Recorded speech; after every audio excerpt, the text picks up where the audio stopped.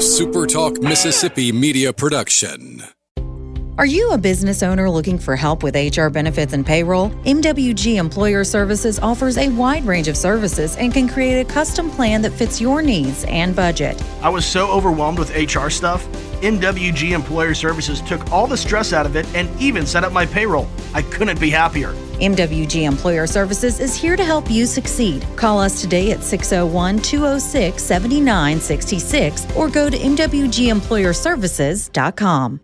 You're listening to Sports Talk Mississippi On Demand, presented by Pearl River Resort. Escape to Choctaw, Mississippi and enjoy world-class gaming, the Dancing Rabbit Golf Club, and Geyser Falls Water Park. Escape to Pearl River Resort. Sports Talk Mississippi is on the air. Sports Talk Mississippi is powered by C Spire. Power your home or business with C Spire Fiber. To learn more, visit supertalk.fm/C Spire. C Spire Fiber powers SuperTalk Mississippi.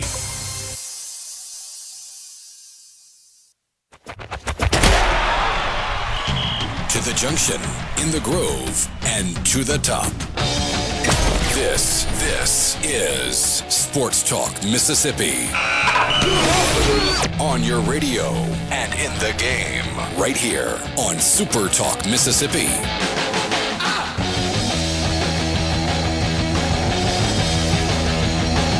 There's an expression in broadcasting called Sweeps Week. Now, it doesn't exactly apply to what we're going to be talking about today, but it is Sweeps Week on a Monday. Sports Talk Mississippi. Southern Miss gets a weekend sweep. They were awesome in Round Rock. Mississippi State sweeps as well, and sure enough, Ole Miss sweeps as well. If I'm counting correctly, that's 9-0 on the weekend, and we got to get to all of that, including conversations with all three coaches on this Monday. We'll get to winners and losers as well. A college football fix. Hadad's going to give us an in-depth breakdown of what happened at Riviera yesterday. I mean, a full show coming your way. Borkey Hadad, who's really locked in on Jacob Bridgman, knows all about him, and Richard Cross as well. So glad that you guys are with us on a Monday. The former Clemson Tiger playing well 65 days after he was married. Greenville, South Carolina. We just breed winners. That's what we do. Who? Riv looks so good on television. Oh, my goodness, what a golf course. You'll know who finished second, Hadad. It was Rory. You know that guy. I know who Rory is, yes. Yeah. I know that we are in the Pearl River Resort studios. PearlRiverResort.com is the place. Hey, you can play your own championship round of golf anytime you want at Dancing Rabbit. Today would be an unbelievable day for that. The weather, perfect for 18 holes. Or anything else you want to do at Pearl River Resort. Book your stay now at PearlRiverResort.com.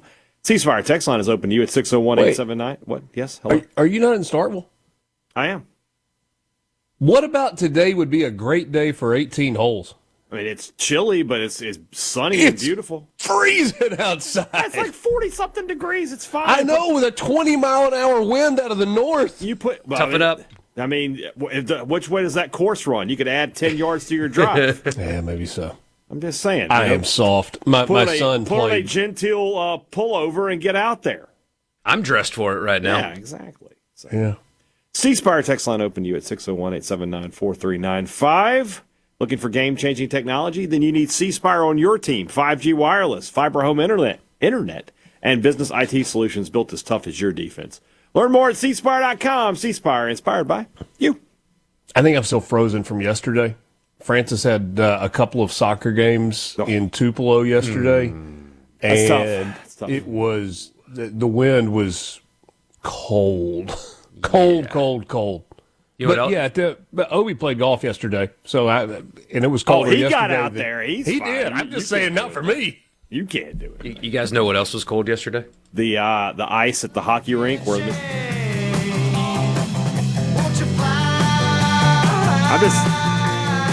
I was discussing this with Robbie Falk yesterday. We're about 6 months away from this being the actual national anthem. We're getting close. Francis Scott Key out.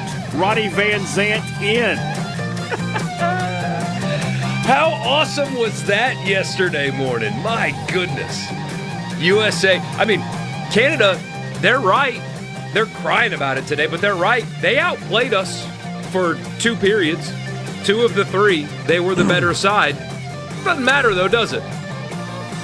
It doesn't, no. Expected goals is a meaningless stat when actual goals don't work out for them. They have a scoreboard. That's right. In Milan, and it was operational yesterday. It was used. And one team had more on the scoreboard than the other, so the other can just shut it. Connor you don't Hellebuck. like it, become the 51st state, and you can play with us. You don't have to get beat by us. Connor Hellebuck is a star. I know Jack Hughes is getting all the love, and he deserves it. I mean, the image of him with the broken teeth, with the flag over his shoulders, he's bleeding out of his mouth after scoring the game winner. That is not possible without a literal brick wall built in between the posts in goal. That was one of the most impressive performances. I was listening to a hockey podcast today for context, because I don't know hockey like actual. Of course you were. I don't know hockey like those guys, and they were saying the same thing on that stage with the gold medal on the line. I mean, Canada's got three of the best players possibly of all time all playing right now, and the amount of opportunities that should have turned into goals that didn't because the Americans just so happen to have the best at preventing them in the world. They said one of the greatest performances as a goalie in the history of the sport yesterday morning. Lucas clearly is wearing his red, white, and blue underwear today. On the C Spire text line, 601-879-4395, he says, "Eat it, Alaska. We own you bums in hockey. It's what you get for booing our national anthem." You call it East Alaska. Oh. I thought it was North Minnesota. Whichever. Whichever. Does Depends not matter. Yeah. But, I mean, so did you guys watch yesterday? How locked in were you? Not super locked in, but yes, I paid attention. I was more the aftermath for me. Morning? Sleeping? It was a 7-10 start. The game ended like at 10. Yeah, that's why when I say I wasn't super locked in, like the first half, I wasn't super locked in. But you did see the end. Okay. Of course. Good. we were trying to get out the door for soccer. Well, I mean, you can't help that. I mean, I was you huge can't help soccer that. guy. He was getting locked in North London Derby yesterday, Tottenham and Arsenal. He was ready. Of all people, Colin Cowherd had a really good point today. And I actually really liked what he had to say about this because, you know, we'll get the same phenomenon in soccer. We're not the favorites in soccer. But generally speaking, the Americans in international competition. I was going to mention this, Borkey. What? Don't do that. Don't start thinking, well, we've got them in hockey. Maybe soccer, maybe the World Cup. Don't put yourself through that. All I care about is getting into the knockout round and winning a knockout game. That can happen. Would be, that's doable. That's an achievable goal. Although we've got guys in great form right now. See, he's doing it. He's doing it right now. But what's interesting about, and of course, the comparisons to the 1980 Miracle on Ice team, because that was the last gold medal winner, and it happened to just be on this day as well, which is an incredible thing. They were underdogs. And in American sports, we aren't underdogs. Every international competition, with the exception of soccer, we're the favorites in everything. Basketball, we're the favorites. Women's soccer, we're the favorites. Olympics, we're the favorites. We're the favorites in everything. But it's something about hockey where we're not the favorites, number one. And number two, those guys clearly love playing for the United States. And what a hockey player is, I mean, Hughes was a prime example of that. He takes a stick to the face, and two of his teeth get cut in half during the game, bleeding out of his mouth. You think he's coming out? Not a hockey player. Are you kidding me? Any chance that they get to defend their teammate and by default their country, they do it. They're willing to fight, literally fight, just because. That's what you do. I defend my guys, and all of their quotes after the games and everything. Hockey is so easy to grab onto when it comes to like national pride, because NHL players would have held out and would have forced a lockout if they would not have been allowed to play in international competition. And not only do they put everything on the line, and that is so much easier for the average person to grab onto than the basketball team or really any other Olympic sport, because of how hockey, like the culture of hockey, is so infectious for the average person. And I think I missed that somewhere along the way. I heard Cowherd say that was one of the stipulations in the last collective bargaining agreement that they signed. And it was not just a United States thing. In fairness, it was the U.S. and Canadian-born players saying that they wanted to play in international competitions representing their country, and if that is not in the CBA, they're not signing it. And you can see massive kudos. I know. And, I mean, Hughes, after the game yesterday, he's getting asked about him. What were you feeling when you scored? It's not about me. It's about the team. Nothing else matters besides the team and the country that we're playing for, and we are so proud to wear these.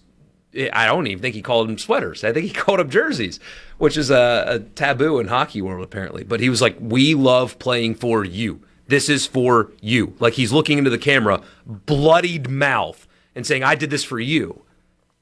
And that's so in sports, how rare is that now where you've got highly paid professional athletes talking about, I would do this 100 times over for you nameless people out there behind the camera. You know what? Colin Cowherd made this point, and I've heard others make it as well today, and that is sports is, always has been, and will continue to be the great unifier for this country. And it's a great thing. And, man, boy, did they do a number yesterday. Apparently, even the governor of Minnesota was cheering for the Americans. Now, some people blasted him for that, but he was cheering.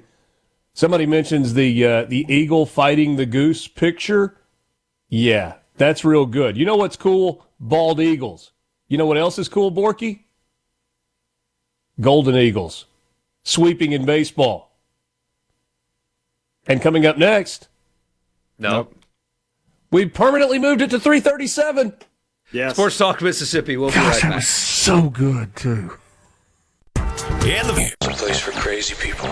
If it's sports in Mississippi, you'll hear about it here. Sports Talk Mississippi on SuperTalk Mississippi.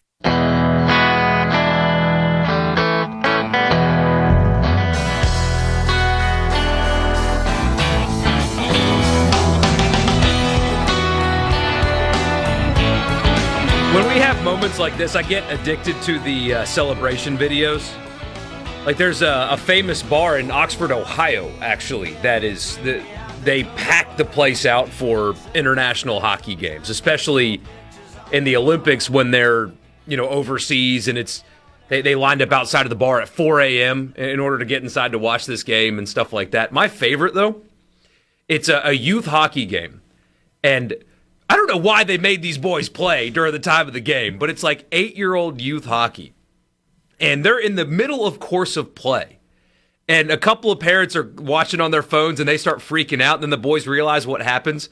And both teams just stop playing and they clear the benches and they're all celebrating, yelling, chanting USA and stuff. Just like little 8-year-old boys hopping around on a hockey rink celebrating. They gave up playing at that moment to celebrate. I loved that one in particular. And then also the sad Canadian watch parties also. Those make me really happy to watch.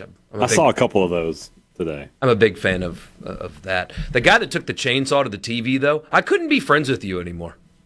I couldn't. Well, all that stuff is fake.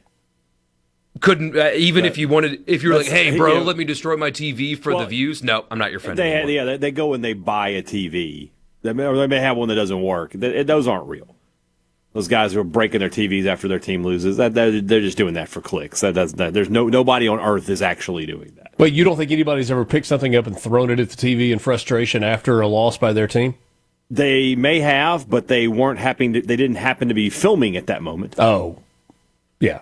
So when it's raw emotion, it's less egregious. Exactly. Oh yeah. If you do that, well, you know what? I'll have some respect. Obviously, you're a diehard. But if you're doing it and there's a camera that just happens to be conveniently placed, and you come out of nowhere with a golf club, that's probably or in the Canadians' case, a chainsaw. Chainsaw. Yeah. Who has a chainsaw just at the ready?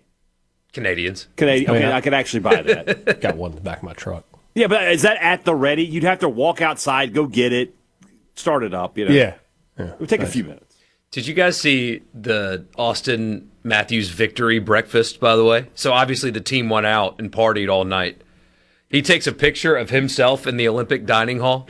He's got a plate full of pasta and 6 chocolate lava cakes. That's what he had the morning after. Sounds delicious. So we gotta be honest with you. That sounds great. It's like it's 1 a.m. actually is the timestamp on it, and that's what he was eating in the Olympic Village after they won.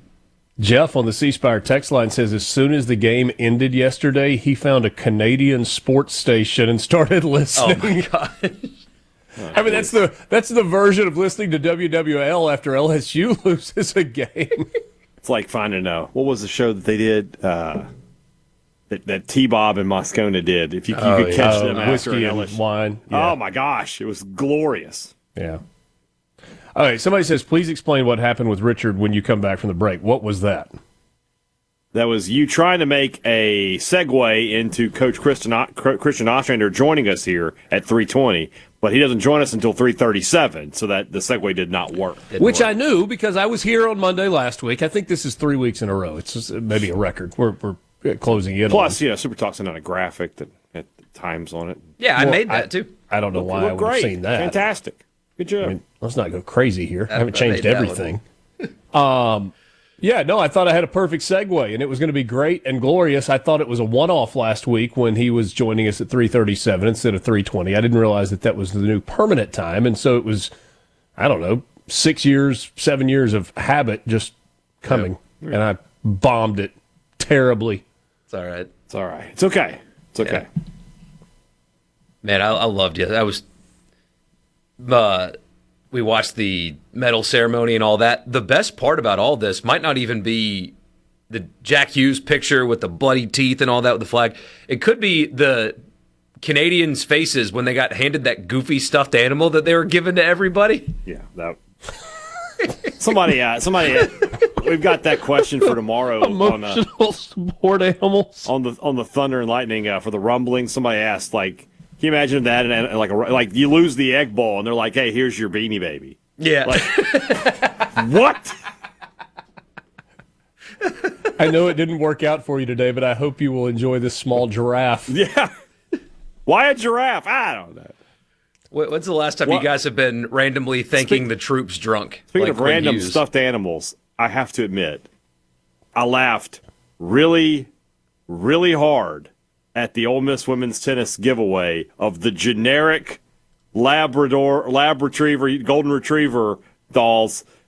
Generic the dog. Generic yellow lab. Oh, my God. That made me laugh.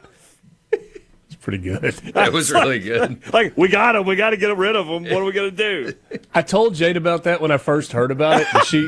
And I was laughing, and she didn't have much of a reaction. And later, a picture popped up. I was like, "Oh, so look." She's like, "It's fine." You got to do what you got to do. Like we got this inventory. It's got to move. Did you see old Kiff got on the Twitter about his appearance at the LSU women's basketball game? He didn't have an appearance, right? He checked in, took a picture, and checked out. What? Okay. He was there? You know how Lane and Coach O went back and, like, Lane decided to attack her and then deleted the tweets, maybe, got clear-minded or whatever. Uh-huh. And one of her replies was, "You never supported women's sports when you were here," is what she said. Don't act like you care now because you didn't when you were here. You never came to my games.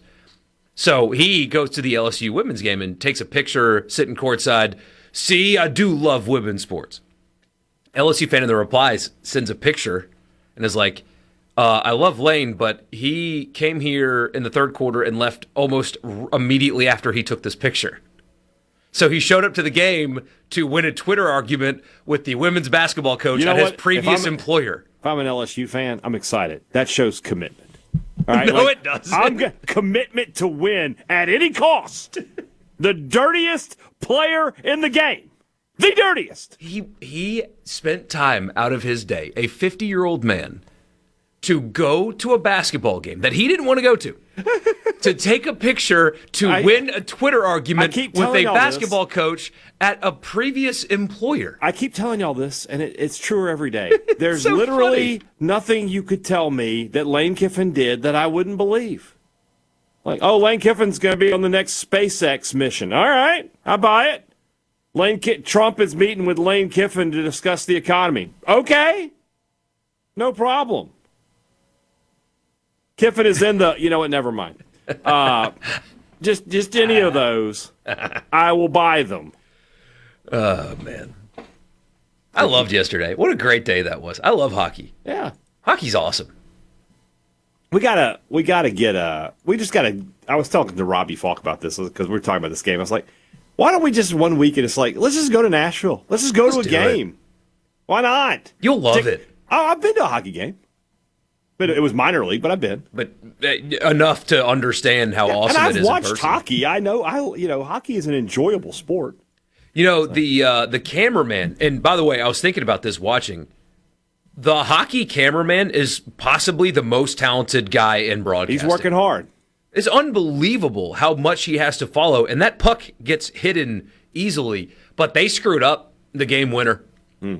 Because when the puck went in, I don't know if the camera guy realized that it went in or not, because like he just kind of froze there and then panned up, and so you didn't get to see any player reaction. All of the reaction videos are delayed because people don't know what happened. You don't know if the puck went in or not. If he'd have followed Hughes, you would have known right away. But he just kind of froze and like went up instead, and you couldn't tell. Other than that, boy, the crowd knew it went in. Oh yeah, mostly Canadian there. Kenny Albert, stock way up, and Mike Tirico, stock way up. Those two guys were awesome because I watched every men's game and 3 women's games, and Kenny Albert called them all. He was great. And then Tirico, I need Mike Tirico interviewing obviously incredibly intoxicated, victorious athletes as a podcast. I would listen to that every day. Because he's so professional and he's asking direct questions, and you got athletes that are like, I just want to thank the troops for out of nowhere just because. Give me more of that. I would listen to an hour of that every day. But those guys were great on top of it all.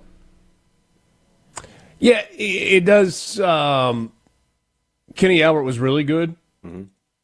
It's you're probably better if you know going in that there is no scenario where you're going to have the greatest call in hockey history. Right. Like everything for the rest of time is playing for second to Al Michaels in 1980, which was the first hockey game that he had ever called. Mm-hmm. You're never topping Do You Believe in Miracles? Yes, but he was really good. I like him calling NFL games. He's never mentioned as like one of the best broadcasters in the game, but he's just solid. Everything he does is good. Really good. Hey, you know what's coming up next? What could it be? Christian Ostrander joins us on the heels of Southern Miss getting a sweep of sorts. They swept their way through the Round Rock Classic in Round Rock, Texas over the weekend. Really impressive weekend. We'll talk with Oz on the other side of this timeout. From the Seabrook Diner. Sports Talk Mississippi. To the junction, in the groove, and to the top. Sports Talk Mississippi on Super Talk Mississippi.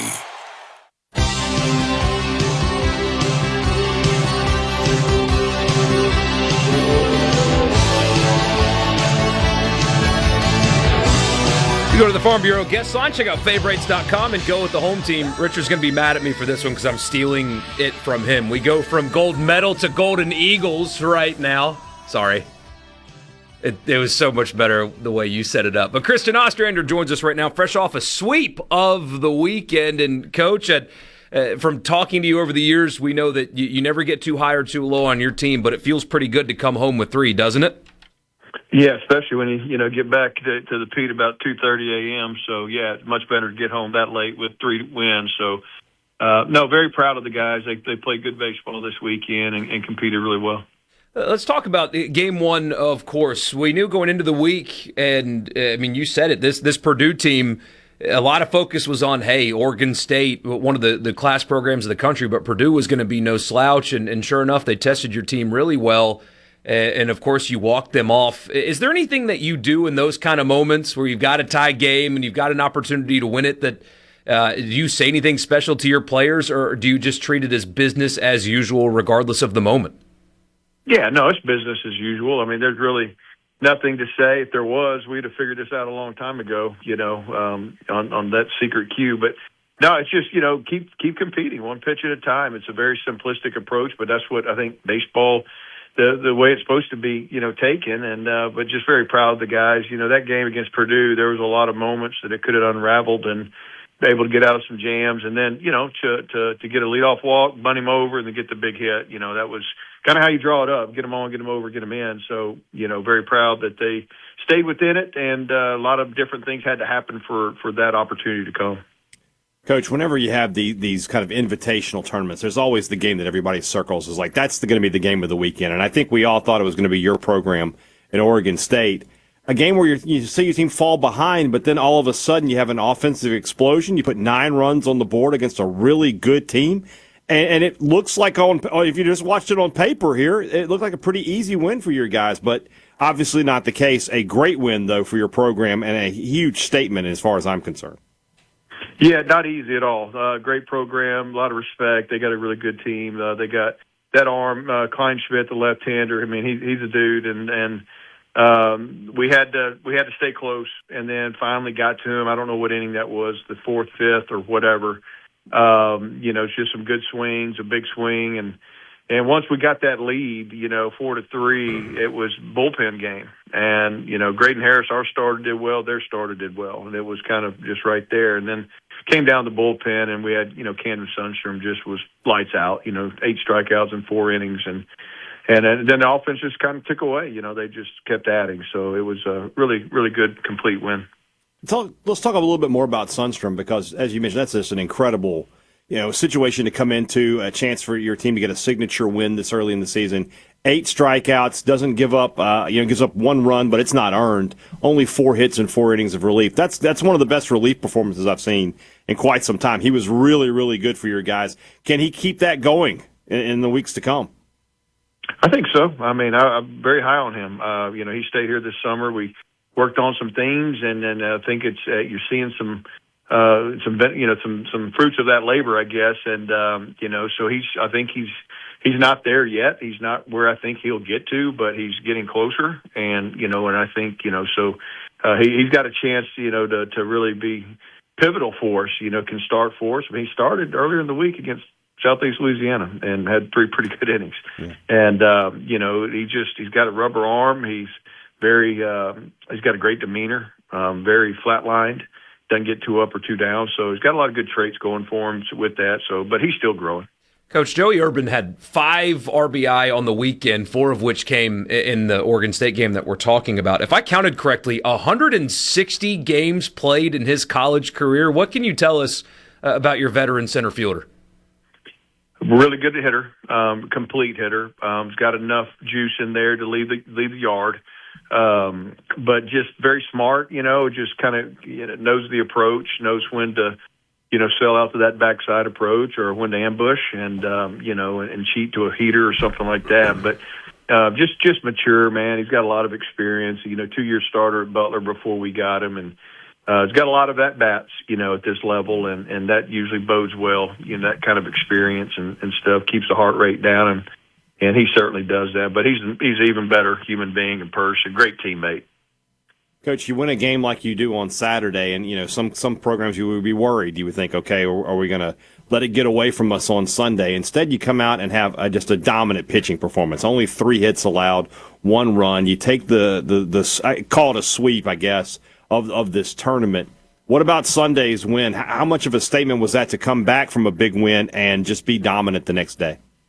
It was good. There's a lot of emotion Saturday night. We got back late in the bed, whatever, just typical on the road after a night game or a game that ended, a little bit later. So, man, you had to fight through those cobwebs, get up and go perform. And I thought our guys, they knew the task at hand, and we weren't, here just to win 2 out of 3. Let's try to win every game if you can, especially if you put yourself in that position. So but that's how we try to treat it, one at a time, and these guys buy into it. I hear them saying it before I ever say it to them. So, it's good when you know that they're sharing the same message and keeping guys focused and locked in, and just try to take it one pitch at a time.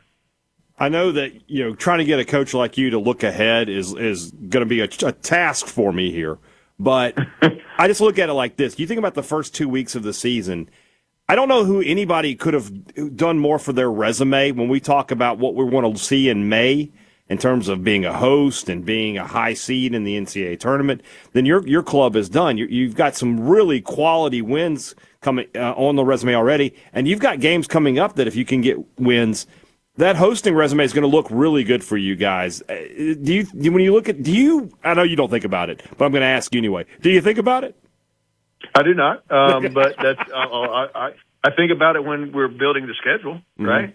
2 years ago when you put in this, or whenever you agree to, bring Santa Barbara in and go to this tournament, and and you think about it then, you're putting together a recipe that could bode well. But now we're in the moment. No, not at all. We're just trying to, what's the next game on the schedule, and just really focus on that. And I apologize if it's boring answers, but it's really, I think you got to look at it that way, and I certainly do, is trying to be the guy, along with the other coaches leading these young men, to stay focused and and just focus on that next game. It's not boring at all. We each have a job here, Coach. Your job is to win baseball games. Mine's to ask dumb questions. So we're both doing our job as best we can. Well, I appreciate it. Speaking of schedule, your program is never afraid to do just that, and it doesn't get any easier. You have Alabama in the midweek, and then a Louisiana Tech team that just swept the weekend, including 2 wins over Ohio State, and then you turn around and you're hosting Mississippi State. What do you have any quick thoughts on your upcoming 5 games and your opponent in them? They'll be just as hard as the previous ones. We know that, and but the fact that we've showed what we're capable of to ourselves, and some of these, you should have confidence of going on the field, right, and knowing that go play a good game of baseball and you'll give yourself a chance to win. Doesn't mean you will win, but so we're very excited about Bama coming in here tomorrow. Think the world of Rob and that group, what they do, and so it'll be a great atmosphere. A little chilly in Hattiesburg, but they'll come, man, and it's going to be a great environment. We're glad to get back home, so looking forward to tomorrow. What's the pitching plan for you, Coach, against Alabama? We're going to staff it. It'll be a group. You're going to see a lot of arms, and we're going to let freshman Dylan Causey get us out of the gate. And so it should be fun for him, and I can't wait to watch him go out and compete. Last question for you, Coach, then we'll let you go. There's a thing that I like to do. What did you learn this weekend about a team? What is something about your team that you are still waiting to find out? Kind of waiting to find out,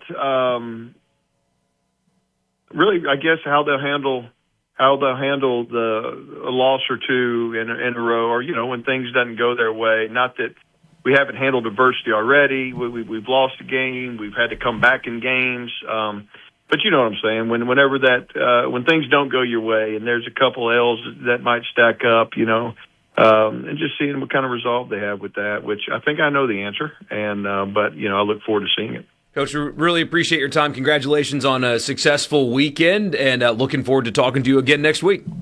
All right, I appreciate you guys. Thank y'all for having me. That's head coach Kristen Ostrander, Southern Miss Baseball, coming off of yet another super successful weekend on the Farm Bureau guest line. Check out favorites.com and go with the home team.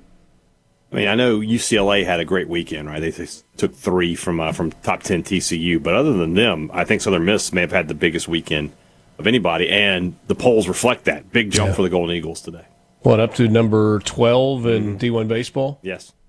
It doesn't always work out the way you want it to when you put together the schedule. You think you're bringing a good team in, and it turns out not to be. Sometimes, though, you think you're bringing a team in. It's, oh, yeah, that's pretty good. That'll look good on the resume. And it turns out they've got a first-rounder that's going in game one. I mean, to get the series win against Santa Barbara, to beat Sela in the midweek, to go to Round Rock and get the 3 wins, it just could not have gone any better than it has so far. And there's an opportunity. You know that you've got to get to that 40 to 42, 43 wins platform or plateau to be in the mix at the end of the year to be hosting. And man, it sure feels 2 weeks into it like Southern Miss has got a great chance to do that. Absolutely does, as do all of our teams here in the state of Mississippi, I think, this upcoming season. All right, let's go to the break. We'll come right back. Plenty more college baseball to talk about here on a Monday at Sports Talk Mississippi.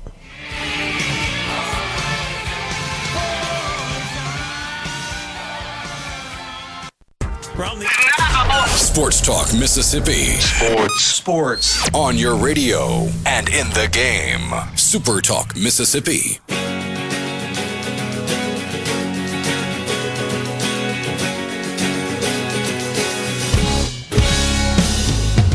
Back with you on Sports Talk Mississippi. Brian Hadad, Richard Cross, Michael Borkey here with you on a Monday. Sports Talk Mississippi is brought to you part by AgriGold. AgriGold believes progress in the field starts with seed and the people who plant it. That's why AgriGold focuses 100% on seed, delivering trusted genetics and solutions to help you get more out of every acre. Contact Kerry Baker at 662-836-7417. He's your local AgriGold representative to learn more.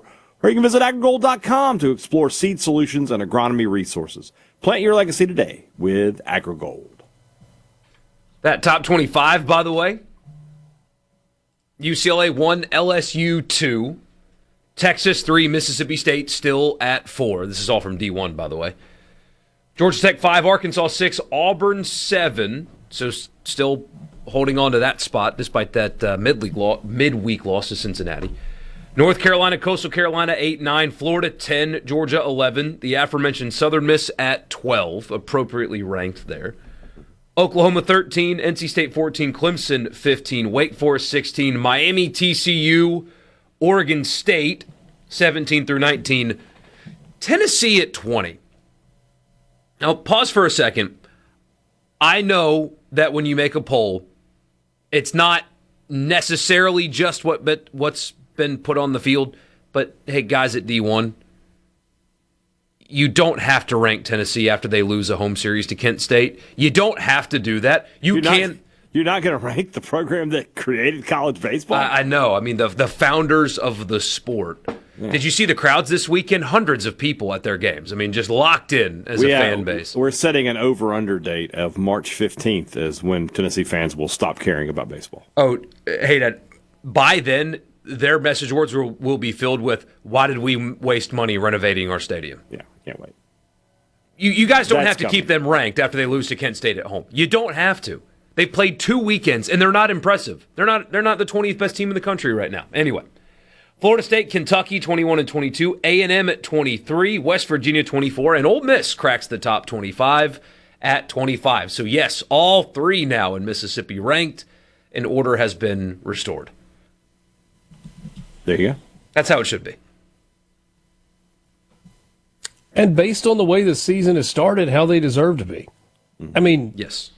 I think Kendall Rogers, I don't know if he said it on the radio. He and I were talking one day, and he basically said he thought Ole Miss deserved to be in the preseason top 25, but the rest of the crew that voted on it, they've all got to say so, and they were just on the outside looking in. And you don't see much movement in week 1, and so you get a little bit of a movement, and Ole Miss is going to go to Houston this weekend, and on Sunday they'll get a chance to play against the team that was deep in Omaha a year ago in Coastal Carolina. If they win that game and win their other 2 this weekend, Ohio State and Baylor, I think those are the 3 opponents this week in reverse order, then they'll continue to move up. Yeah. TCU 2 and 5, ranked number 18, by the way. Now, those 2 wins are Vanderbilt and Arkansas. Yeah, they have good wins, but they did just lose 3 to the number 1 team in the nation. I mean, I get it. And also a midweek game to UT Arlington. Now, that's not great. And got run-ruled by Oklahoma. Speaking of midweek games. Oklahoma's pretty good, by the way. Well, I was just about to mention them. Arizona State, who Mississippi State plays on Friday, has 2 midweek games with Oklahoma this week. So that's their week for Arizona State. 2 with Oklahoma, and then a tournament where they'll play Mississippi State, Tennessee, and Texas A&M. We'll find out a lot about Arizona State this weekend. They're undefeated right now, but they could be a top 10 team if they're 4-1 at the end of this somehow. And would deserve it. Yeah, absolutely would. Absolutely would. All three teams have a chance to move up in the polls, and State is fourth. There's only so much they can move up, but if they have a 3-1 week, or if they go 4-0 somehow and get that win over UCLA, they're going to move up. They could possibly be number one in the nation, and in that, as somebody mentions it on the C Spire text line, Southern Miss handles its business this week. Could have a top 10 matchup in Hattiesburg a week from tomorrow when State goes down there to play the Golden Eagles. What an environment that would be! Yeah, buddy. That's something for State, too. You play the number one team in the nation on Sunday, and then 48 hours later, you're going to be in an absolute madhouse at Pete Taylor Park, you would think. Bring it on. That's going to be great. That's the job that Brian O'Connor took, for sure. Yeah, 100%. Hey, Dad, I wish you were here for when the message board post naming me King, something I probably can't say on the radio, was. You can say that you can say that on I think. Okay, you're okay. But King, Richard, I was dubbed King Dingaling on Mississippi State message board after a long rant about things I did not say. You thought them though. Apparently, I said that State's bad and that they're going to be just as bad as they were last year and all that. Poor guy's hearing voices in his head, I suppose, because completely. But I do like that title, and so, hey, Dad, you must refer to me as Your Majesty. Your Majesty, or Your Grace. Your Grace is probably better. We're more Game of Thrones people. So, moving forward, yeah, Or you could just call him King Dingaling if you wanted to. I refer to him by his name. I broke a cardinal rule, and I did AI myself. No, not that. Okay, not that. All right. Winners and losers. There will be a metric ton of them, I'm sure. After the news, send them in on the C Spire text line, 601-879-4395. We'll be back with winners and losers.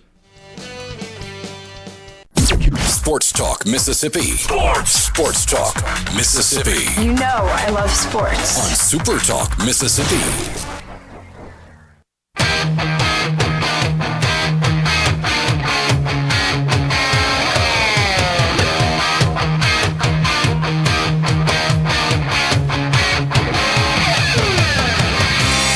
Sports Talk Mississippi. Brian Hadad, Michael Borkey, Richard Cross on a Monday. What's up on Sports Talk Mississippi is brought to you by Ag Up. Own the John Deere compact tractor you've always wanted. Now with 0% financing at Ag Up. Whether you're trading in, upgrading your land, or a new landowner needing equipment, your down-home team will get you the right machine at the right price. Now with 0% financing on all 1 through 4 series machines. Stop by your local Ag Up or visit them at agup.com, your down-home dealer. Offer ends April 30th, 2026. Some restrictions apply. See dealer for details. It's Monday. It's 4 o'clock. You know what's up. It's winners and losers. All I do is win, win, win, no matter what. I'm a loser, baby. We got winners. We got losers. Americans love a winner and will not tolerate a loser. Winner never win. We do it every week. You know how it goes. What did you like from the weekend? What did you not like? We'll give you a winner and a loser here today. Richard Cross will start us off with his winner. Well, we talked a lot about the USA men's hockey team winning gold. Maybe the most emotional part after the game, the U.S. hockey team wanted to share its gold medal win as much with those who weren't on the ice as those who were. In the immediate aftermath of the thrilling 2-1 overtime win against Canada, Austin Matthews, Zach Werenski, and Matthew Tkachuk skated around the ice with the number 13 jersey of the late Johnny Gaudreau. And then as Team USA posed for a photo, the players brought Gaudreau's children, Noah and Johnny Jr., onto the ice to be part of the group team photo.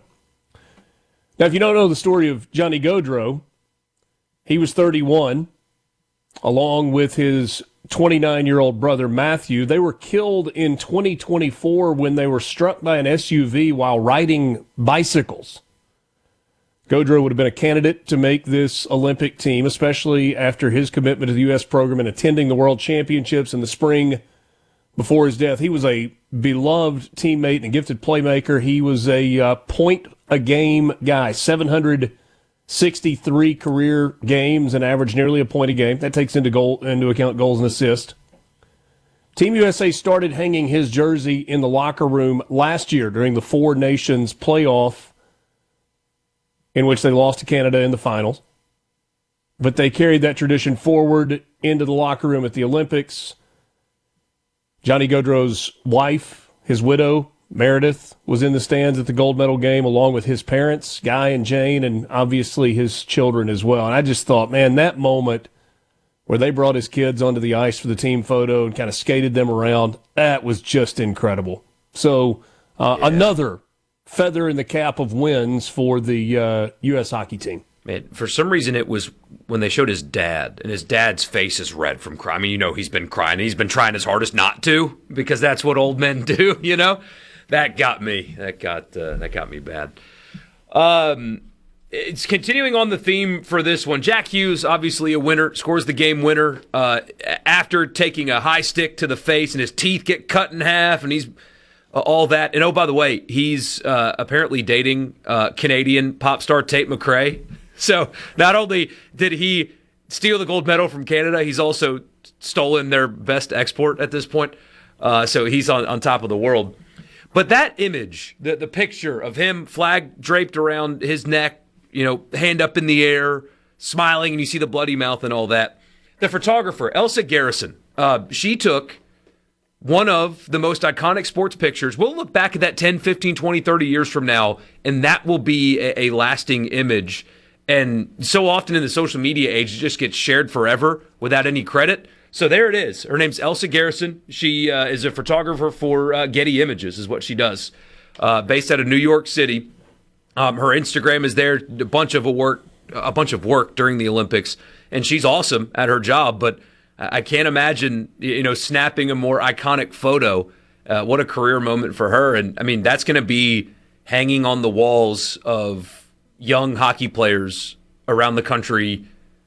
I mean, for how long? One of those lasting sports images. So kudos to her, because that's an awesome picture. No doubt. We kind of already hit on it, but I got to go with the state of Mississippi's baseball teams. I mean, everybody's off to a fantastic start. You've got the number 4 team in the nation, the number 12 team in the nation, the number 25 team in the nation. They're all playing massive games this week. All of them have a chance to raise their profile even more with successful weeks.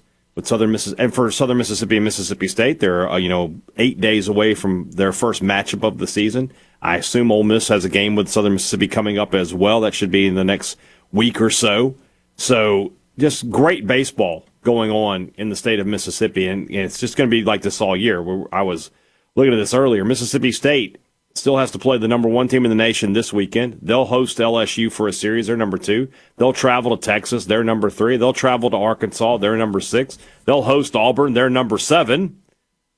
And so on and so forth. And Ole Miss the same way. And Southern Mississippi has big games coming up as well. So we're going to be talking about baseball in this state for the rest of the way. But it looks like we're going to be talking about winning baseball. What about a loser? Or does anybody have any more winners? I got another winner if Richard does not. Go ahead.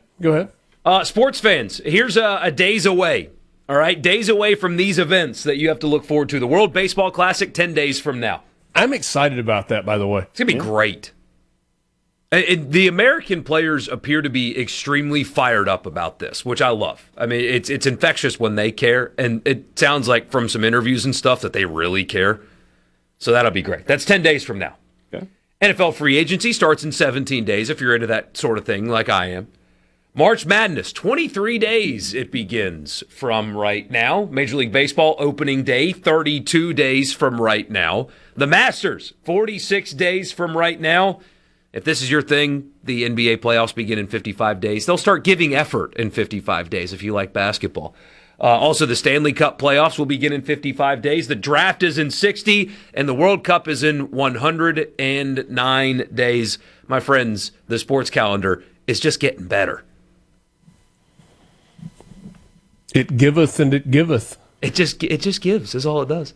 Yeah. I mean, that's a pretty good calendar. It's just a tad incomplete. But what am I missing? I mean, you're 55 days till WrestleMania. So I feel like that needs to be thrown in. Yeah. And that doesn't Where is include that this year? postseason college baseball either. That's in Las Vegas, Allegiant Stadium. The Roomba. Well, Wait, hold on. You said Los Angeles or Las Vegas? Las Vegas. Yes, Vegas. Yeah, that's where the room is. Yes. I thought I heard you say Los Angeles. I just heard the loss, and then We will didn't go to get the rest. tape. Sports Talk Mississippi, C-Spire text check the line. tape. Did I say Angeles or Vegas? Please let me know. You may very well have said Vegas. I may thought very, heard very well Los have. Angeles. It's fine. We like to get confirmation. That's why we have our listeners out there. Yeah, we checked the tape. We check the tape very religiously. All right, Richard, Somebody give me mentioned a also loser. somebody also mentioned the start of the UFL season on the way. Also true. That is something that you can look forward to, and I'm not going to hate you for it. Yeah. I mean, I guess the low-hanging fruit here is basketball. Mississippi State had a little mini streak going. They had won 2 in a row. They go to South Carolina, a team that had been really bad. Yeah. Really, really bad. Yeah. They still are really bad. They just beat Mississippi State. And they beat Mississippi State on Saturday. Ole Miss lost to Florida. Florida's now won 7 in a row. They are running away with the SEC at 12-2 in the league, and Ole Miss has now lost 9 straight. Eey. That is a tough skid. Crazy thing about it is I actually didn't think Ole Miss played that poorly against Florida. I just thought Florida was that much better. That front court, with Condon and Houck and Chinyelu and then a couple of pieces off the bench that they can go to. I mean, Hand-Logton at 7 threes, their 4th big man. It's like, gosh. I'm not saying fire the coaches or anything. I'm not being that guy. It's 1 year, but man, these two teams are in an unacceptable position right now. It's not the program, it's not the jobs, it's not lack of money, nothing. This season, they're not failure as coaches overall. This season for both is a failure. No other way around it. They had the funds, they had everything that they needed to build a winner, and both teams are dreadful. It's unacceptable. And I think, I don't know if Chris Jans has said that exactly that way, and I don't know that Chris Beard has said it exactly that way, but in conversations with Chris Beard over this stretch of games where I've been assigned to Ole Miss games, he's been pretty candid that, they're frustrated. He recognizes that despite his frustration, he likes these guys, and he has to remind himself, hey, I'm the boss here, and I'm the one. Nobody was forced to come here. We asked them to come here, and they accepted. And he's kind of worn the responsibility of that, but also recognizes that it's not good. And there's never been a season like this for Chris Beard since he's begun coaching. Yeah. First losing season ever on the way. Yeah. When we come back, we'll take a quick break from winners and losers, and I will have our conversation with Coach Brian O'Connor, Mississippi State baseball, a 5-0 week, Bulldogs number 4 in the nation. We'll talk to him when we're back at Sports Talk Mississippi with you on a Monday.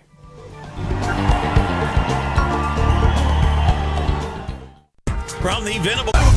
Let's go, let's go, let's go. This is your new home for exclusive sports coverage here in the Magnolia State. Sports Talk Mississippi on Super Talk Mississippi.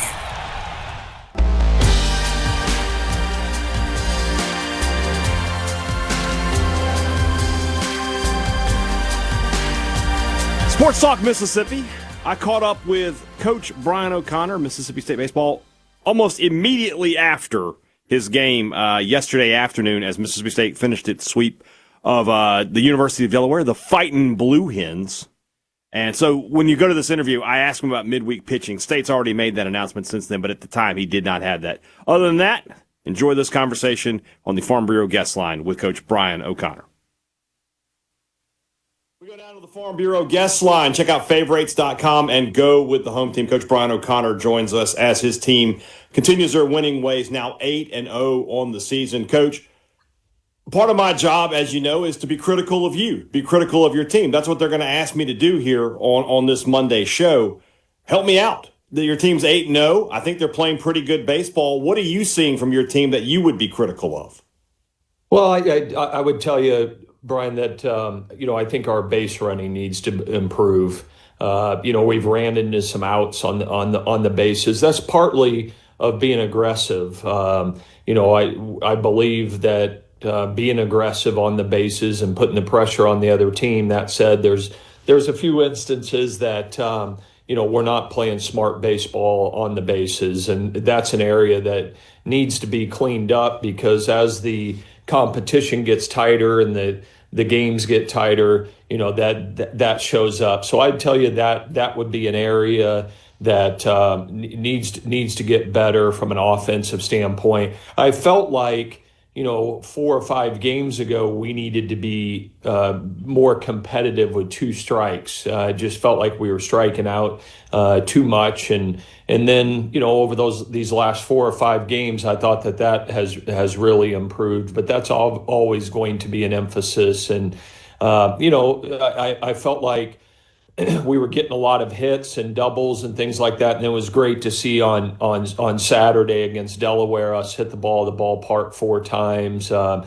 the Sunday game, the wind was blowing like crazy. Unfortunately, not straight out, and certainly it was tough going to be for anybody to hit a ball at the ballpark. But those are the things that I'd share right now, but overall, I think we're doing a really good job, but certainly have things we can continue to improve on.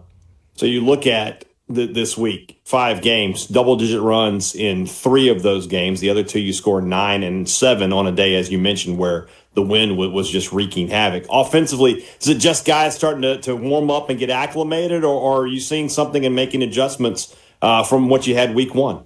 I think a little bit of both. Ace Reese has been hot all year in all the 8 ball games, but there's other guys that have certainly stepped forward and emerged. And we've been fortunate enough that we've got a lot of guys in the mix, a lot of different players some playing time, and to take a look at what we have. One of the real bright spots has been Wednesday, Friday, and Saturday, Andrew Raymond, a left-handed hitting sophomore transfer, really showed that he can catch and throw at this level, and was very, very aggressive with the bat. I really liked what he did offensively during those games, especially in the 2 games against Delaware that he was the starting catcher. So that was a bright spot to see. It was great to see Jacob Parker get his first home run in a Dog uniform on Saturday and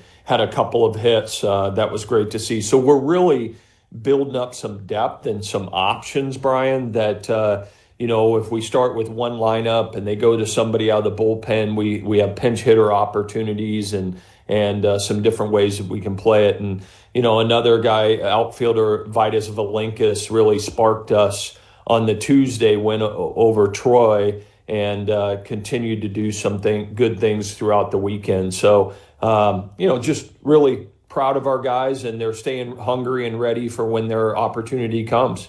You kind of hit on something I wanted to ask you about there with Valinkas. Didn't play the first weekend for you. Drew Wires didn't play the first weekend for you. They had great weeks for you this week. How difficult is making out that lineup card each and every day? Because it feels like you've got so many options. Somebody's going to be mad at you when it's all said and done. Yeah, that's a part of it. I mean, I talked to the team before the season and said, listen, we have a lot of good players that believe that they should play, and they have to show their patience but also work to be ready for when their opportunity comes. And you mentioned 2 players, Drew Wires and Vito Valinkas, that they didn't play that opening weekend, but they stayed ready, and when they got the call, they've done the job for this team, and that's the way that it's going to have to be. And as we pile up the games, we'll have a better understanding of, okay, for the most part, who are the everyday players and who profiles best, who are the best matchups depending on who the starting pitcher is that we face. So you had a Sunday game where Charlie Foster, second week in a row, doesn't have the best start. We had a rough first inning against Hofstra. This week it was the second inning. How do you talk to a player who is talented, you want to see him succeed, you want to keep him in this rotation because you know he can help your team, but he's struggling at this moment? What's the message to Charlie Foster? Well, the message to Charlie Foster is that we believe in you. You've earned the opportunities because of how you've pitched, and I'm just a big believer in that they earn those. And but you have to continue to earn it as well. And so he's a talented young man. I mean, in the game on Sunday against Delaware, he blew through them in the first inning. Looked like a big leaguer, and a couple of things didn't go his way, and those are learns and lessons as a young pitcher that really doesn't have much experience. I think he threw 11 innings last year at State, that he's got to grow and learn from those opportunities, because if you don't, it's going to be tough to get better and tough to stay in there. And so they're growth opportunities, and you either learn from them and push forward, or you get passed by. And we've got a lot of confidence in the young man. He's talented and just needs to continue to learn how to get it done when the challenging moments in the game happen. I'm going to let you talk some big picture baseball here with this question. Ace Reese bats second for you, and this is kind of a new thing in baseball where the best hitter, we'll say, is batting second in lineups. You know that when you started coaching, Reese would have probably been your 3 or 4 hitter in all likelihood. What is the science, the methodology behind having a guy like Reese bat second? Well, he has an opportunity to impact the game more often. It's not just about the first inning. Statistically, it would tell you that spot over a season gets up more often, and it depends on the makeup of your team. I've batted him third a few times as well, and as we get more guys going, that still might be an option to bat him third, but you just like all of a sudden if they get that first out, you like somebody like him come up and he's got a chance to hit a double or hit a ball at the ballpark. And, you want to make sure those top 3 hitters, especially that third hitter, gets up in the first inning. So, it's really evolved over the years, and, the data would tell you that, not that you do everything by that, but it'd tell you that, you should have your guy in that spot in the lineup. Big midweek game. Austin Peay is a really good program. Mississippi State fans will remember their last trip to Dudy Noble Field. They took not one, but 2 games from the Bulldogs a couple years ago from a team that ended up in a regional in Charlottesville. Have you decided who's going to be on the mound for you to start the game? I have not. We wanted to get through this weekend and see who we needed to use, and then make the determination on the Tuesday starter. Duke Stone was an option, but we needed to use him today to win today's ball game. So, Coach Parker and I will discuss that tonight or tomorrow morning and get that figured out. And then looking ahead, I know as a coach, it's a one game at a time approach for you, but we have to look a little bit ahead to this tournament you're going to be in this weekend. The level of competition going to jump up. Potential showdown with the number 1 team in the nation on Sunday, the UCLA Bruins. As a coach, not to take anything away from Hoster, from Delaware, Troy, and Alcorn, but are you excited about what looks to be a potential jump in competition for your team? Oh, for sure. That's what you want. That's what it's going to be like in league play in the SEC. So, the playing great competition brings the best out of you, and that's why you play in a tournament like that we're playing in Arlington is for that opportunity to play some really good ball clubs. So we're excited about that. Certainly, we've got a big one with Austin Peay in front of us, but after we're done with that one, we'll turn our attention to Arizona State on Friday, and then Virginia Tech and UCLA, and it should be a great tournament. Should be a lot of fun to watch this weekend. You'll have to be on Flow Sports, Bulldog fans. Get that subscription. If you've still got your password from a couple years ago, it might still work. We'll check it out. Coach Brian O'Connor, Mississippi State Baseball, thanks so much. We appreciate you. Thanks, Brian. Back in just a minute on Sports Talk.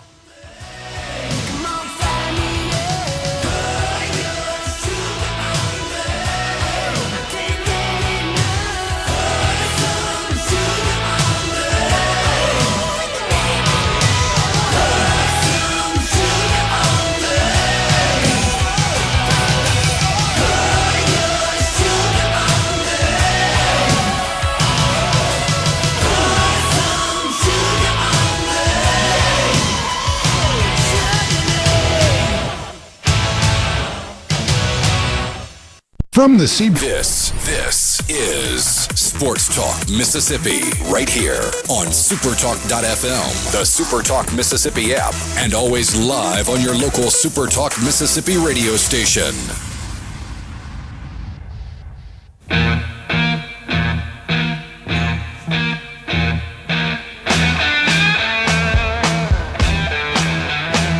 As we predicted, the text line is filled with your winners and losers. We might not get to them all, but we're going to try to get to as many as we can on the C Spire text line, 601-879-4395. Winners, USA men's and women's hockey teams both bring home gold medals. Absolutely. Matt says, loser, Kiffin with his obsession with all things Ole Miss. Winner, Coach Yo for essentially burying him on X. Yeah, we talked about that a little bit Friday, although all of our stations were covered up with baseball. Going after the women's basketball coach of your previous school is, trolling, I get it, but come on, dude. You're 50. You're a 50-year-old man. 50. 50. Grow up just a little bit. Just a little bit. Especially when she supported you, unconditionally, and you're taking shots. Come on, man. But, Winners, Team Michael Jordan's second straight NASCAR win. That's Hogg in Oxford. Did you guys see that? Just seems unfair, doesn't it? Yeah, it kind of does. Everything he touches turns to gold. But the internet tried to get him because from the first win, I don't know his relationship with the boy in the video, but the boy got ice in like a cooler dumped on him. He was like a casualty in a celebration. So Jordan was helping him get ice out of his shirt and his shorts, and people clipped that and were like, look at Michael Jordan being inappropriate with the internet's just a disease. It's disgusting. It's like, it was gross. Like he has a close personal relationship with his family, and this boy had ice down his shirt. Come on. Anyway, people are dumb. Winner, Matt Roberts, MSU's new all-time winningest coach in men's tennis. Early on, people said it was, Perd Nelson? Peer. Yeah. Nelson's players doing the winning, but he has proven otherwise. Teams consistently in the top 10 and deep runs at the national tournament. 2 SEC championships. Saturday's win is a representation of the culture he's built, resilient, gritty, and team first. Close 3-4 loss to number 3 Texas today, and they've been without a pivotal starter the last month. The dude is just a winner, and in turn, his program wins. And then loser. Tennessee baseball. What a shame. A perennial college baseball power isn't good anymore. What are we to do? Omaha just won't be the same without them. Shut it all down. It's tough. It's tough times for the sport of college baseball. Maybe Kent State's just really good. I think they're okay. I'm sure they're fine. Yeah. They're fine. I'm sure they are. So, loser, Nate McKinnon came out after the game yesterday and said, you tell me who the better team was, yet he missed a wide-open goal that would have given Canada the gold. Guys, the internet, okay, I just said the internet's a cesspool, and it is. It is. But it has its moments. Did you see the Photoshop of, so, again, wide-open net, and he missed it. Wide open. Mm-hmm. Somebody Photoshopped the Canadian curler that was doing the cheating. Yes. Pushing the puck away from the goal. I did see that, yes. Oh, man. The AI video of the President of the United States in a navy blue suit with a red tie on skates is pretty strong, too. I don't know if you guys have seen that one floating around. I'm assuming you have, hey, Dad. I have. Loser, Eileen. It didn't even make you smile a little bit? It's funny. Okay. My problem is there's going to be a lot of people like, oh, look at President Trump, he did that. Yeah, so. Yeah, Facebook people get got on Facebook all the time.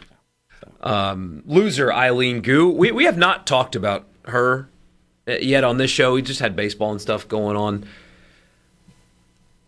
The media that spent the last 2 weeks trying to make her out into some kind of darling is a bigger problem than her. She made a money decision. It's sad and unfortunate that was the decision that she made. But the media trying to prop her up as some kind of hero because she took millions of dollars to denounce her own country and represent China. That tells you all you need to know about sports media, essentially. That she was some kind of a darling to them, and not the people that chose to actually represent their country, but I digress. We got a couple people on the C Spire text line.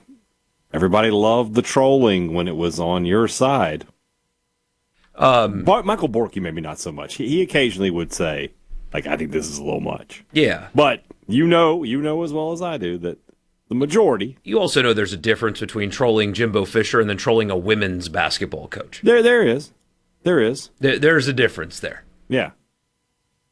Coach Yo isn't stealing $80 million from anybody. Right. So. Now, what I always am on record... Stealing is kind of a strong word. When you go 8-4 with that roster at A&M, you stole it. You stole that money. That money was stolen. Another winner, USA men and women hockey team, both winning in overtime, saying how proud they were to win. Winner, Ryan Garcia, in his boxing match over the weekend. He locked in and basically resurrected his career. Mm. Loser, Keith Olbermann, for making the hockey game political. Well, he's just, It's... Also loser for... never mind. Winner, though they lost to the 5A state championship, the Pontotoc boys soccer team had a great season and a playoff run, was on the road the entire playoff run, took down the 1-seed Caledonian, defending champ Lafayette was only our second state championship appearance, first for 5A. Awesome stuff. Congratulations there. Congrats. Winner, Leonard Skinner for Freebird. Freebird becoming the unofficial anthem of American sports is a great thing. Like, the soccer team for the World Cup needs to adopt Freebird. When we score in the World Cup, I need Freebird. It's our stadiums, although 2 of the games are in Los Angeles, so I don't know if you hear can count it that 3 or not. times. hey, that's something, though. Yeah. I need a goal. I need a Pulisic goal. Are the American Outlaws still a thing, or do they go away? They are still a thing. Do they still believe that we will win? I think they do different chants now, mostly, but... Okay. That might still be in the arsenal. But I need a Captain America Christian Pulisic goal in the World Cup, and then Freebird hits. That's what I need. And then the Seahawks, don't they do a similar thing to Auburn? Don't they have like an in-stadium eagle? Because one of the games are in Seattle. When we score and Freebird's playing, release the eagle. I need all of that. Somebody sign me up for the marketing team for USA Soccer. I've got ideas.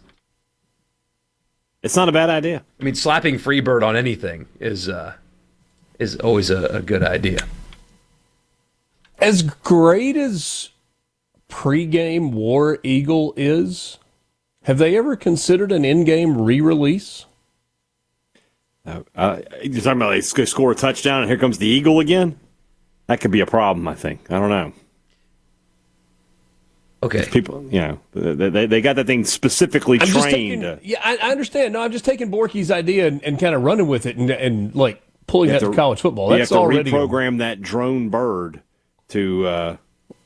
I mean, I don't know if they could do that or not. This summer, when we've really got nothing going on, let's go into and make up conspiracy theories, and that's my new favorite one. The Auburn Eagle is actually a decorated drone. Well, I mean, it's not just the Auburn Eagle. It's all of them. It's all birds.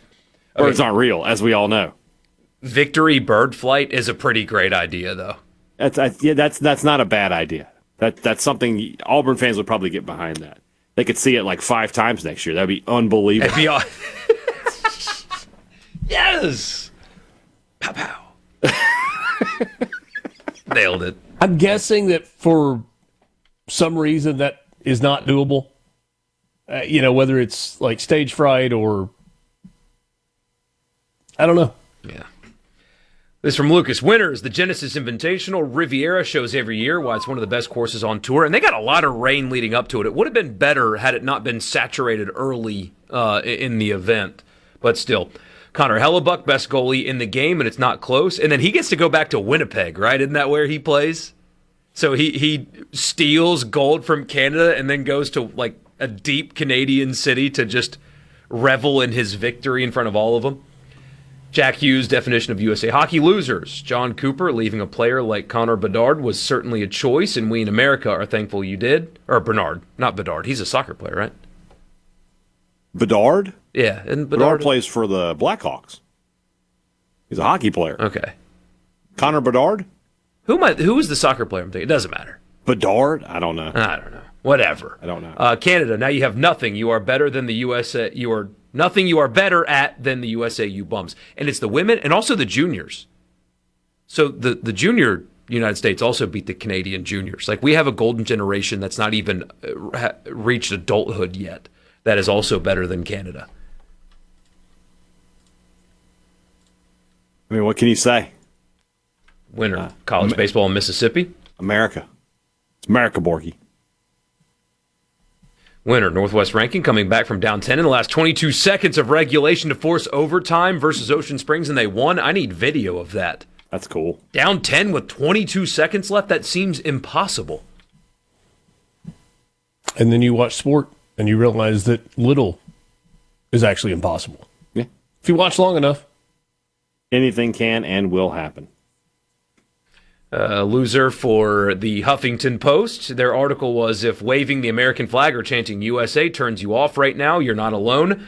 I was so curious. They got me. I clicked on it. It was even worse than the headline suggested it was. I clicked on it just to see if this person had perspective that was interesting and thoughtful, and it was neither. It was garbage, and I regret doing it. We'll wrap up winners and losers with you when we come back. Sports Talk Mississippi. Don't go anywhere.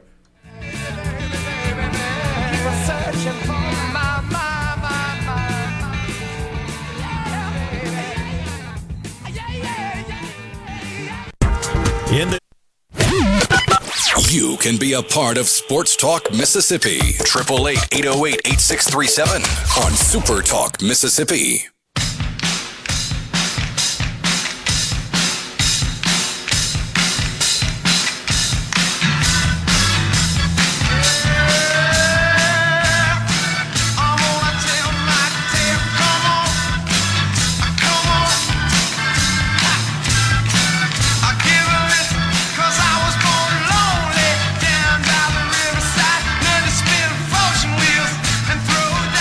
Welcome back, Sports Talk Mississippi. Borkey, Hadad, and Cross today with you. So glad you're here. Somebody says Southern Miss is a screaming eagle soundtrack, although all eagle sound bites are really just red-tailed hawks. I did not know that. I have heard a bald eagle, and it was not what you would expect. And I don't know if they can make like that eagle sound that you're expecting, but it was more of a kind of like a chirp than an actual like eagle sound, if that makes sense. Okay. I don't think I want to know that.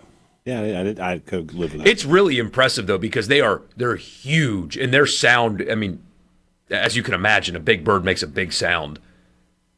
One of the coolest things that I've ever gotten to do is go to, when I was in Alaska, when I was in high school, got to go to like a wildlife rehab place, and they had some bald eagles that could not be released, broken wings, stuff like that.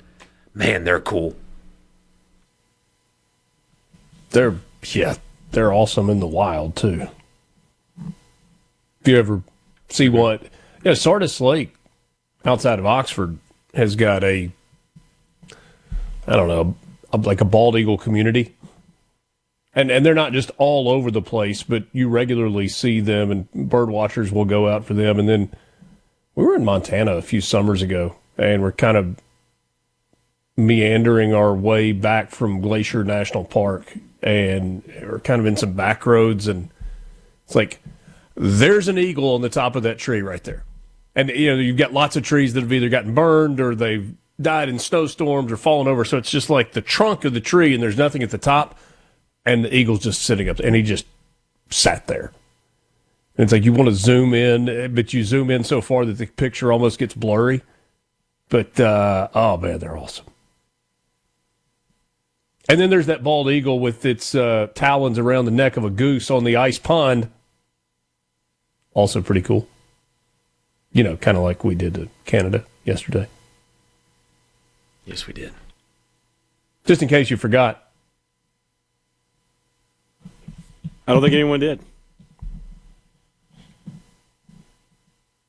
We're just going to have a pregnant pause today just to see who will break the silence. It feels like we're playing chicken here, which is another kind of bird. Don't forget that the C Spire text line is open to you this tax season. C Spire is helping you stretch your refund and still get the devices you want. Right now, new and current customers, you guys heard this? This is good stuff. New and current customers can get 3 free devices plus 100 gigs of data for just $100. It's all part of C Spire's Ultimate Connect bundle. Any new iPhone or Samsung Galaxy for free, and a free smartwatch, and a tablet to go with it. So don't wait. There's more to see. Shop now at cspire.com or visit your local C Spire store today. There you go. Mike Bianco. Yes. 5 o'clock hour. His debut for the season. His debut. We missed him last week. Make sure you pass that along. Tell him we missed him. I will tell him. And then, we have the college football fix coming up in just a few minutes. And which I don't. Dellinger just dropped something. That's what I was reading there. I don't know if Hadad's going to want us to bring it up or not. I saw it, and my first thought was, I wonder. So, yeah, we can talk about that. I'll believe things when I see them. That's probably the best way of doing just about anything in this world we have right now. Just let things happen, and then we will react to them. Yeah. Trying to predict things nowadays in our job or in Richard's other job, tough. Especially when you're considering the incompetence of the people in charge, which again fits both windows, right? Again, it fits. It doesn't matter if sports and politics; they're the same. They are the same. I feel like I need to search Ross Dellinger's recent tweets to figure out absolutely should do that. The direction that we're headed. Yeah, grossly incompetent leadership. Check. Not following through on promises. Check. People that get tribal to the point where relationships are fractured as a result. Oh, check. And logo wear. Check. Logo wear. The apparel business. Booming. Check. Just wait till Michael Rubin starts selling political gear too. Who? The guy that owns Fanatics, the absolute joke of a person in a company. Now that would be hilarious. Because it wouldn't be Make America Great Again. It would be like Make America Gray Again. And I could see a MAGA Fanatics partnership being announced down the road. No question. Crooked letters and misspelled it'll words. Be terrible gear, but you can buy it. And it'll be so much more expensive than it is right now. No question. If you think your political gear is expensive now, just wait till Fanatics gets their hands on it, guys. Yeah. So is Fanatics in charge of the T-shirts for the Leering Center in Minneapolis? I mean, wouldn't be surprised if they printed the sign. I mean, they and Nike have ruined the baseball uniforms. They've ruined the hockey sweaters. Ole Miss can't wear powder blue that often because Nike screwed it up again. Yeah, but that has meant pinstripes on Sunday, I think, right? Or whatever, but yeah. More pinstripes is never a problem for me, but it's just me. College football fix after the news. Sports Talk Mississippi on Super Talk Mississippi.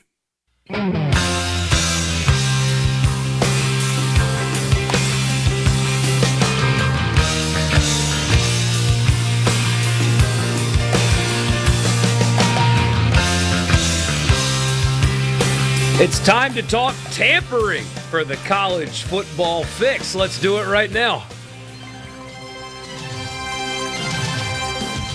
The college football fix is driven by your Mississippi Ford dealers. Built Ford Tough. That's the best-selling truck in America, the Ford F-150. Why are we messing around here?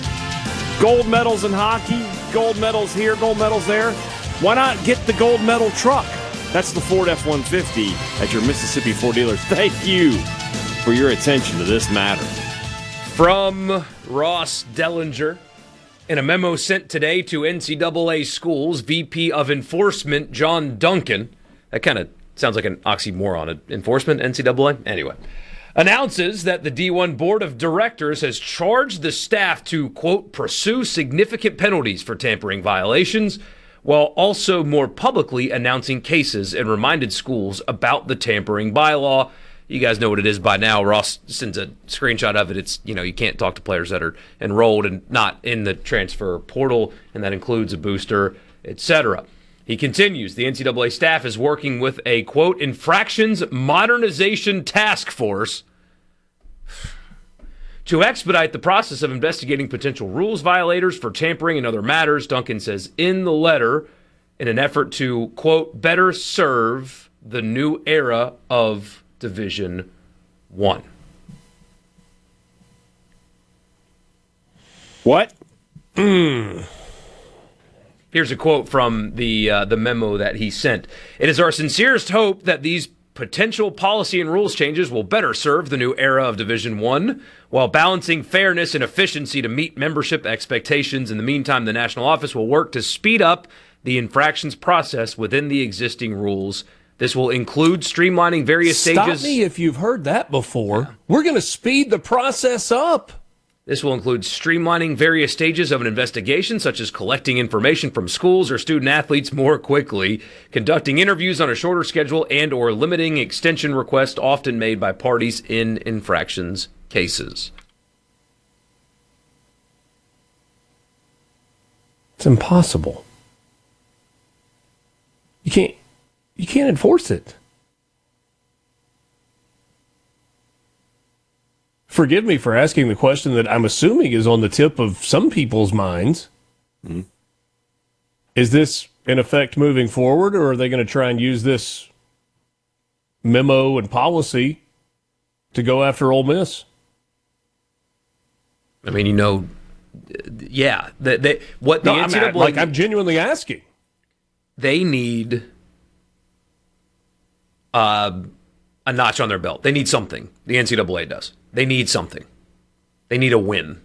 Yeah, if they're going to... just be prepared for it. Roll your eyes, Ole Miss fans, if you want. They are going to try to get you. You know they are. They're going to try.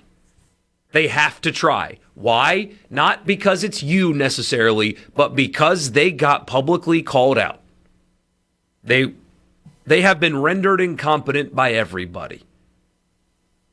If you think they're not going to... If Dabo's going to create a news cycle out of it, and they're not going to try, I think you're crazy. They're going to try. It's just whether or not they can actually do something, in which my opinion is no. They don't have subpoena power.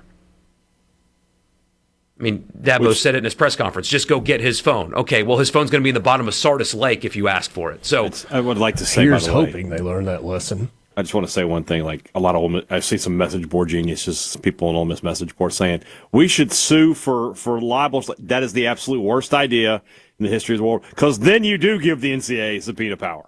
So when you talk about suing the NCAA, never do it. Never do it. Because if it gets to discovery, you're in trouble.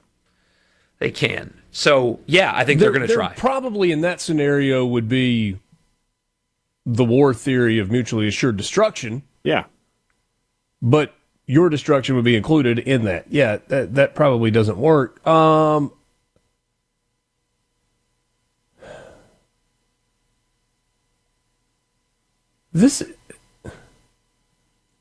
remember when this Clemson stuff came out? And Borkey, I think I heard you say this, and to your credit, you've always been critical of coaches saying, well, they're cheating, and we've got the receipts, but they won't show them. Mm-hmm. And while Clemson hasn't actually shown the receipts, they've kind of intimated that they exist and that they are there. And so maybe kudos to them, although, again, actually publicize it. Don't just... But he said, he called people by name. The problem with that is, do you want the ripple effect if you're the NCAA? So if the NCAA goes after Ole Miss... Does Ole Miss then prompt the NCAA to go after LSU? And does LSU prompt the NCAA to go after Alabama? Who goes after Georgia? Who goes after Texas? Who goes after UCLA? Who goes after Southern Cal? Who goes after Michigan? Who goes after Notre Dame? And on and on and on. This endless cycle. Because everybody is tampering, apparently, except Dabo. Who just chose not to participate in the transfer portal at all for its first 4 years of existence. It really is funny that the one guy that doesn't tamper is the guy that Ole Miss decided to tamper with. It's just, what is the dumb luck? Anybody else would have been like, well, we can't say anything. We can't say anything. They got us too. They picked the one guy. And it's probably just a year early. Mm-hmm. Because, Clemson kind of waded into the transfer portal this past year. Now a little bit more. They got some guys. By next year, they'd be tampering, too, trying to get guys through the portal. Because like, oh, this portal thing, it's like it makes your roster better. Who knew? Yeah. I do, even if it's not Dabo himself, I would be shocked beyond measure if members of his staff do not do what everybody else does, too. Of course they do. But that is... There's no way one school is just going to go down for this on their own. There's no way. I mean, built into the transfer portal is the do not contact tag. And the player ends up going somewhere. All right, so let's see. Like, that's I'm built going into to it. enter the portal, but I don't want you to contact me. How is that a good decision? Oh, wait, I already know where I'm going. Right. How'd that happen? But, I mean, there's no way one school goes down on their own. And if you're Greg Sankey, that's the most interesting part of this. If you're him, behind the scenes, what's your approach to this? When Dabo calls out, what's your approach? What do you do? Because and everybody knows, because, I mean, he did it on Twitter, that Ole Miss players were very much tampered with. This is the game. Well, and that's the thing, right? So Greg Sankey, Borkey, has this reputation among Ole Miss fans in particular. Well, the conference office never does anything for us. Well, that's not entirely true. Greg Sankey in the conference office went to bat for Ole Miss during the college football playoff discussions, and they just did. And it turned out well, obviously, for Ole Miss. Isn't this a conversation where you have to reach out to the league office and say, look, you can't let us go down for this? Because we're not going down quietly. Everybody has receipts. Everybody has text messages. And if this happens to us, we're airing the dirty laundry for everybody else too. I mean, don't you have to do that? I mean, maybe you don't say it quite that explicitly, or maybe you do. You at least do it privately. Like, hey, commish, if you want, I've got this. If you don't want to back us, I don't know. I mean, it's a very interesting situation because nobody's ever done it like this before. As Hadad said, nobody's done it like this before. Nobody's been called out like this before. Nobody. Because part of the thing, Hadad, I think I saw Jeff Lebby reference this in a statement somewhere along the way, and I've heard other coaches do it too. Like, our players show us the messages they're getting from other coaching staffs.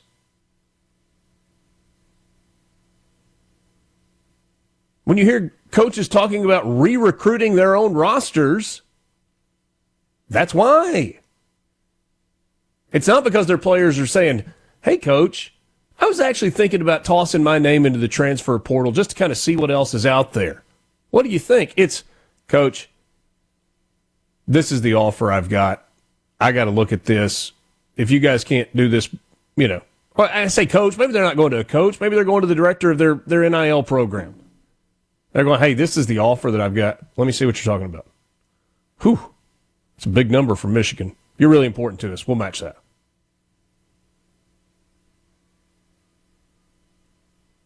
That's happening everywhere. That's how the whole process works. But sure, there are exceptions, I guess, but generally speaking, that's how this thing works.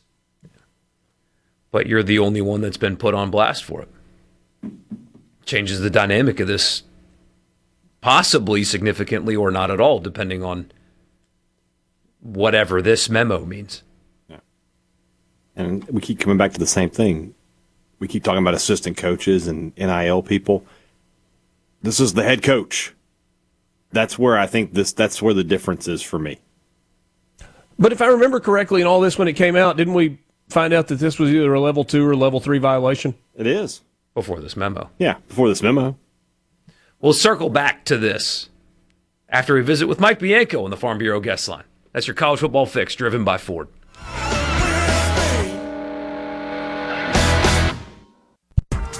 Back to Sports Talk Mississippi. It doesn't get any better than this. On Super Talk Mississippi. Oh, mama, I can hear you a-crying. You're so scared and all alone. is coming down from the gallows, and I don't have very long.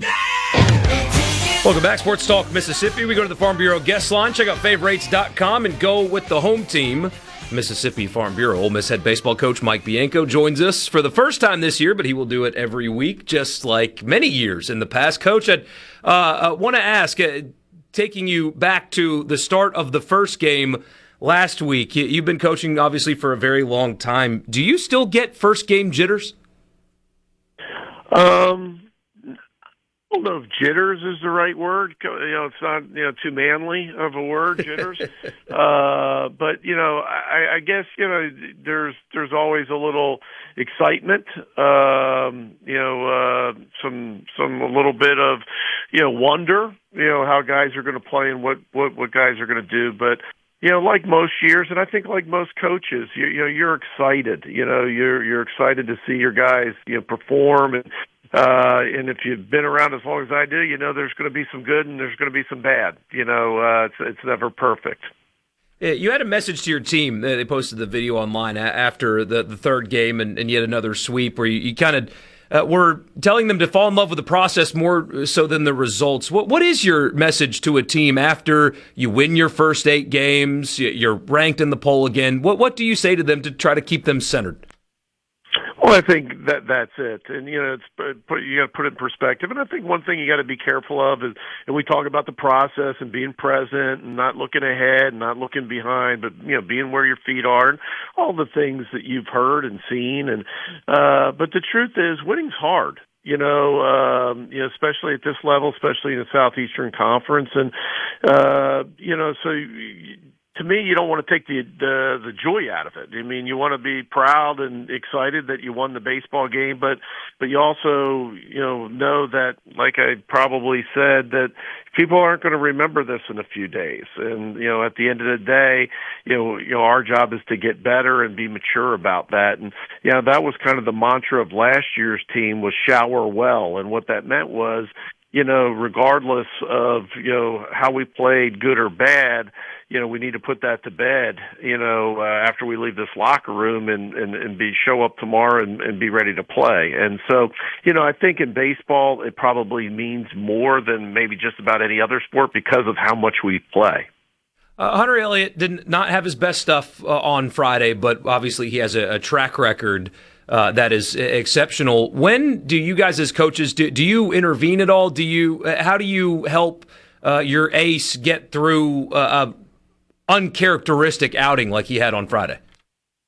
Well, our pitching coach, Joel Mangrum, he meets with them every single day. And matter of fact, he just walked out of the office a few minutes ago. And so, they're kind of connected at the hip, and, they watch a ton of video, and if there's adjustments to be made, but I think also, to kind of figure out why the command kind of lost them. And, I think, obviously there's a ton of expectations as though there should be, on Hunter. But I think, the goal is to get back to being him and, attacking the strike zone, trusting your stuff, not worry about as much swing and miss and just go after him. And, I think, one of the things, as bad as he was, and it's easy to look at the box, how about this one? He was one pitch away from getting the win and really only giving up 3 runs through 5 innings. And, that's pretty masterful to hit 6 guys, or to hit 3 guys and walk 6 and, still be in line to win and really keep your pitch count into the 80s. And, we gave him a couple opportunities to try to get off the field there in the 5th, and he just wasn't able to do it. But he's going to be fine, and I know he'll fix it up next Friday. One thing that stands out about your pitching staff is its efficiency. A lot of strike throwing, very little base on balls and hit batters, as you mentioned with Elliott, but your pitching staff's really efficient. Did you know it was going to be like this before the season began? Well, that's one of the goals. Coach Mangram's done a terrific job since he got here, last year. And one, recruit really good, talented pitchers that can succeed in this league. But two is, also develop them. And, he's terrific, as, his resume and being a pitching coordinator for the Cleveland Guardians, and, for him to be able to take what they do well and then add different pieces, if it's a pitch, if it's velocity and those things. But getting to the answer to your question is, one of the goals was to be able to attack the zone more this year. Last year, I thought it was a great start. We did have a lot of guys with some swing and miss, but also we want to be better at attacking zones, and doing that not only keeps you away from the walks and the extra base runners, but it also keeps you in the game longer, especially those starters. And so that's one of the reasons, Hunter didn't give up very many hits on Friday. He just didn't give himself an opportunity to stay in the game because he didn't throw enough strikes. And beyond that, 6 or 5 innings, we've been pretty lights out besides that on the mound. Will Libbert, a new face, has started a couple of games for you. What does our audience need to know about Will Libbert, not just the pitcher, but the person? He's terrific, and a kid that came here from Missouri, a kid that we recruited to be a weekend starter, a kid that was an SEC arm for Missouri last year, and he hasn't disappointed since the time he stepped on campus. He's quiet, but he's also, I think it's more reserved than quiet. When you speak to him, he's going to speak, but he's certainly not the loudest guy in the room. But he's got that inner confidence. He's done this before. He's had success, and if you haven't seen him pitch yet, you need to. He's terrific. We actually got this question on the text line, and I like it, so I'm going to bring it to you. You mentioned your pitching coach, Joel Mangrum. A listener wants to know what the biggest impact he's had, or the biggest difference that he has brought to your pitching staff from when he took over to right now. I think the biggest impact is, for me doing it for so many years, it's difficult, and especially as the gap in age, continues to increase at 58 years old. Joel's a guy that walks in and immediately, because of his resume, has their respect, and he's able to have relationship with them as a pitching coach and as an assistant coach that was difficult for me to have. And I think that's the biggest thing. And again, there's so many things. I've already said it, from the development side and, those types of things from an analytics side.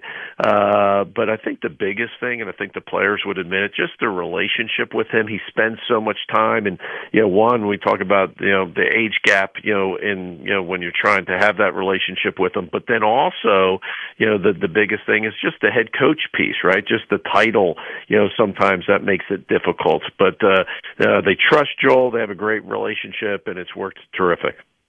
Colin Reuter off to a really hot start. I don't know if 500 hitting is sustainable for really anybody, but is this level of play sustainable for him? I think so. He's a kid that, we recruited out of BYU last year to just give us some depth behind the plate. Certainly we needed some a right-handed presence in a lineup as a DH, and he did that as well against left-handed pitchers. He's always dominated, left-handed pitching, but he's worked really hard, to be able to be a little more efficient, a little more productive against the right-handed pitching, and he's done that. He against our staff that we think is really, really good. He was one of the leading hitters in the fall and really handled the bat well. So we think, he's not going to be just the platoon guy anymore. I think he's got an opportunity to really be a force in the middle of our lineup. SEMO tomorrow, have you announced a pitching plan for that yet? And if not, are you willing to share with us? We kind of did. I didn't say it in the post game yesterday, but tried to get Kyle Bernbrower to release it to the beat writers. But we'll go with Terry Hayes, who started last Wednesday. But you'll also see Owen Kelly. Owen, got up a couple times, this weekend, for a relief appearance, but never got in the game. But you'll see, a handful of other guys tomorrow. But we'll start off with Terry. And then this weekend, you're off to Houston, Baylor, Ohio State, and Coastal Carolina. Quick thoughts on your opponents upcoming this weekend?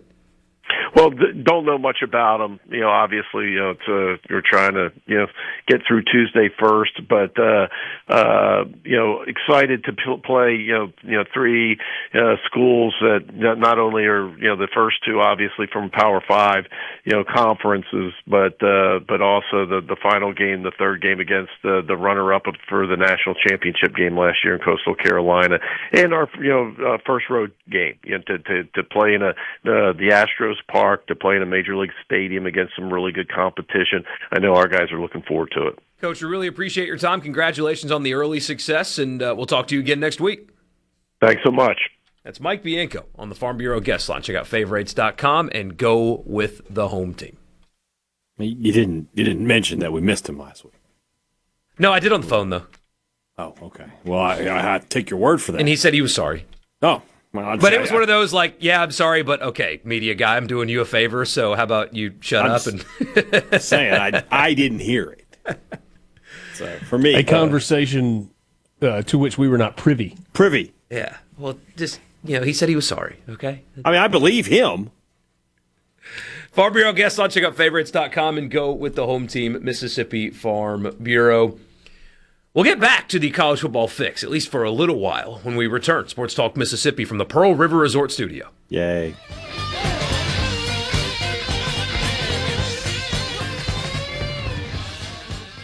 From the Seabrook. If it's sports in Mississippi, you'll hear about it here. Sports Talk Mississippi. You like this show, huh? Yeah! Super Talk Mississippi.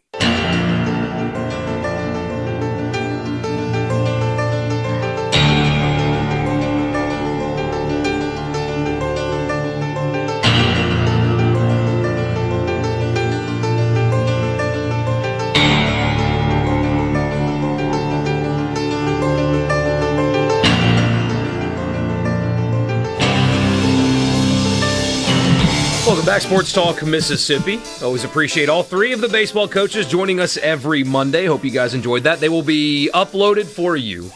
Well, they'll be in a lot of places. Number one, if you're a Spotify user and you've been missing the podcast, it is back. You have to resubscribe, though. It does not just, it's not like just back on your feed. If you want Sports Talk Mississippi in Spotify form, just search for it and subscribe again. Wherever you get your podcast, you can find us there. Or if you follow us, Sports Talk Mississippi, on any social media platform or Super Talk, all three of those interviews will be uploaded for you. I'll wake up early tomorrow and get it done before the sun rises, and it'll be they'll be scheduled out, but they'll be there. That's good of you. For you. Somebody's got to do it. Well, that person is you. Yeah. That's the somebody. Congrats, you're somebody. All right, Hadad, unfiltered thoughts. Ross Dellinger says that the NCAA for real this time is going to really try to really investigate stuff and punish people and all that, specifically around tampering. Mm-hmm. Let it fly. Nothing will happen. End of story. It's just that simple. It's the NCAA. Nothing ever happens. They never win. I thought they did win in Tennessee, which was one of I guess there's outliers to everything. But nothing will happen. And it's because, as you said, outside of this outlier of Clemson, it's just mutually assured destruction. If LSU turns in Ole Miss for tampering, Ole Miss will return fire. And then it becomes, well, we've got this and we've got the next thing you know, everybody's on probation. Congrats to the service academies. They're going to play for the national title next year. Double secret probation. That foot is me. I don't think anything comes of this. And I think it's a lot of blustering. And, doesn't Faulkner have a quote about this? Something signifying nothing? That's what this is. I did not realize, by the way, and it's ignorance on my part, that Aguilar spent 4 years in junior college. Yeah, he had no leg to stand on. I was actually going to ask you guys about that. What was the basis for his asking for one more year? So he redshirted the first year of community college, and then season was canceled in the COVID year. So you can wipe those both off. But then he played 2 years of junior college, and then he played 2 years at Appalachian State, and then he played at Tennessee. Yeah. And in all 5 of those years, he played more than what was the 4-game limit for redshirting. His case was very solid. I thought he just wanted another year. That's how we roll nowadays. Just one another year. So ultimately, he was going with the Diego Pavia. My junior college years should not count against me. I've only played 3 years at the Division I level. Yeah, I deserve a fourth year of eligibility. He was trying to get Pavia +1, basically. Yeah. And ultimately, it did not work. I am curious though, like what the junior colleges. Next time we visit with them, hey, Dad, as you know, and as they know, if they want to win championships, they will have us on their campus because there's a direct correlation between us being there and them winning championships. I mean, you can't doubt the results, okay? No pictures on the scorecard. But I would like to know what they think about that. Would it benefit junior colleges if those years didn't count for NCAA? Because wouldn't that answer be yes? Because it becomes a viable option for maybe a fringe prospect? As opposed to, man, I really don't want to go to, with all due respect to my Paladins, I don't want to go to Furman. I think I'm good enough to play in the SEC. So I'll go to Northwest and play 2 years, and my clock hasn't started yet, as opposed to going to Chattanooga and my clock starts, and it's, I'm still playing in front of 3,000 people, and I wonder if that would actually benefit the junior colleges for that to be the case. I think they would ultimately get a better quality of player, possibly. But judges for now are not letting them do that. But if that day came, would they want that?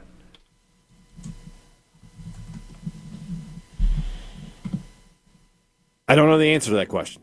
I mean, it's simply put, I don't know the answer to that question. This is one of those things. All of these things, all these decisions, and I feel like they trample over each other. You got one guy saying one thing and one guy saying another. Nothing makes sense. It really is. I've said it before. It really is like, whose line is it anyway? The rules are all made up. I don't know, man. I feel like every day we get closer to the idea that you're just going to have to sign something when you want to be a student athlete that's like, we're just going to agree to the NCAA's rules. Now that's going to be a collective bargaining kind of thing. Maybe you can find a way to do that. Just say, look, we're not worried about what you make in NIL. We're not worried about that. But these are the rules regarding eligibility. You have this many years to play. That's it. Nothing else. If you want to play college football, you have to sign this. I don't know if that works or not. I'm no lawyer, but that's where I feel like we're headed.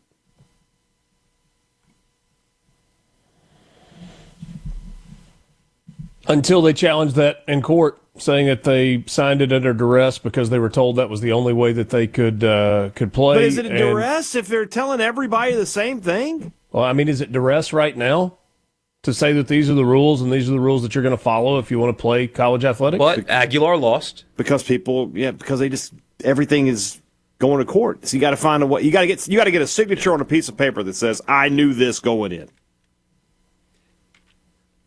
and get it notarized. Yes. Yeah. A lot of chancery clerks going to be very busy. We have got to, and this is a blanket thing into all sports, really. This includes the NBA. This includes Major League Baseball. Because right now, some baseball players don't want there to be a salary cap. And it's, you got to give the players what they want. And in the NBA, it's load management, and you got to be a players' league, right? And obviously in college sports, the players get whatever they want. I was also listening to a golf podcast today, No Laying Up, and they were talking about the 10th hole at Riviera. Hey, Dad, I promise there's a point to this. I'm looking forward to it. The 10th hole is a drivable par 4 with a tiny, tiny, tiny green.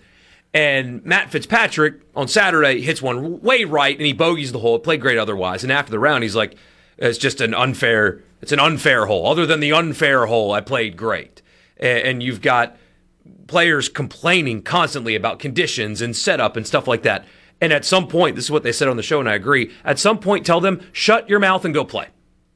You're all playing the same course, shut up and play. Because it's not really about you, it's about the entertainment value anyway. It's about the fans, it's about us, and you're a highly paid professional golfer. Matt, how about you don't slice a drive and you won't bogey the hole? Take a 5-iron off the tee if you're scared about going right and having a small green to chip to. How about that? Same thing with load management. Do you want your $40 million, Anthony Davis? Play. Oh, I'm sorry. Your finger hurts a little bit. He's not Go load play. managing. He's just always He's hurt. soft.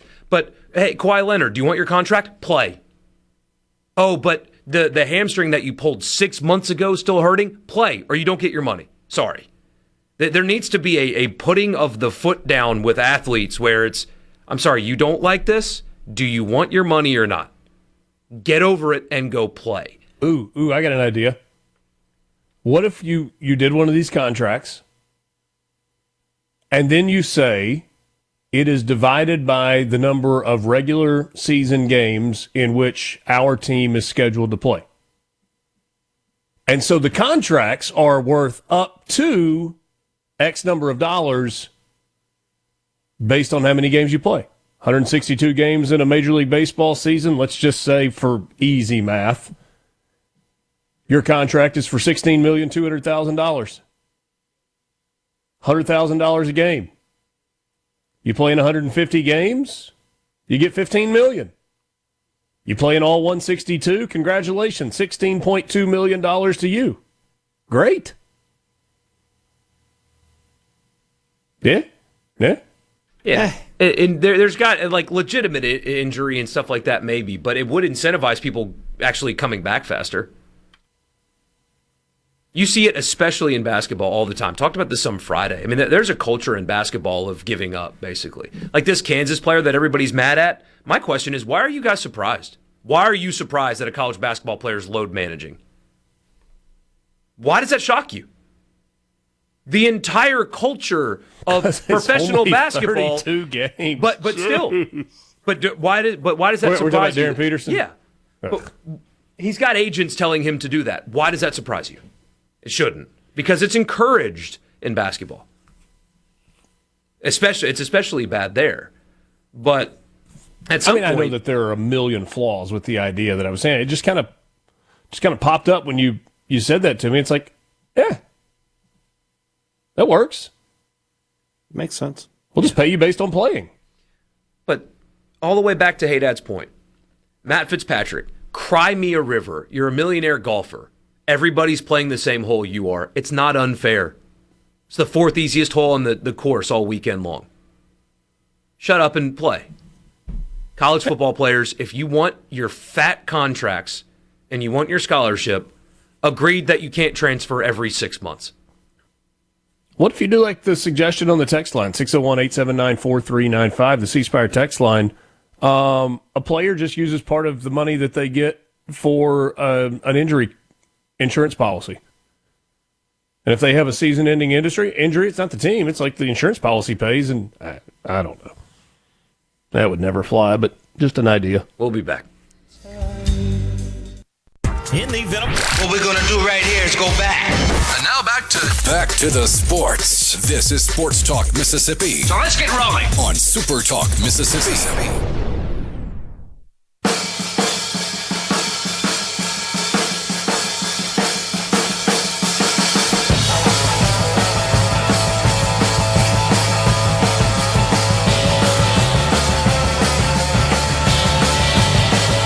You guys are fans of fighting, you get a new one to look forward to. I told Hadad about it, and he got super pumped up to find out that 49-year-old Floyd Mayweather is going to fight 47-year-old Manny Pacquiao at the Sphere in Las Vegas, live on Netflix. Can't wait to watch that. Should be great. Anytime I can watch two, 50-year-old dudes beat each other up, I'm in. Yeah. Is that elder abuse at that point? I mean, well, no, because it's another elder. It would be elder abuse if that was like a 25-year-old out there. But it's like if I beat up another old guy, it's not elder abuse. It's just abuse. You don't have to define it. I'm sure the viewership number is going to be huge to justify it. But who is this for? Though? Who's this for? Is it though? I like boxing, but I'm not going to watch that. I got zero interest in that. I was interested in the Tyson thing because when he fought Jake Paul, just because I was really hopeful that somebody would put that guy in his place, and I thought Mike Tyson could be the one who did it. So I watched that. But like this, what do I gain? I don't care about either of these guys at this point in their career. which it doesn't. They don't have careers at this point. They're retired.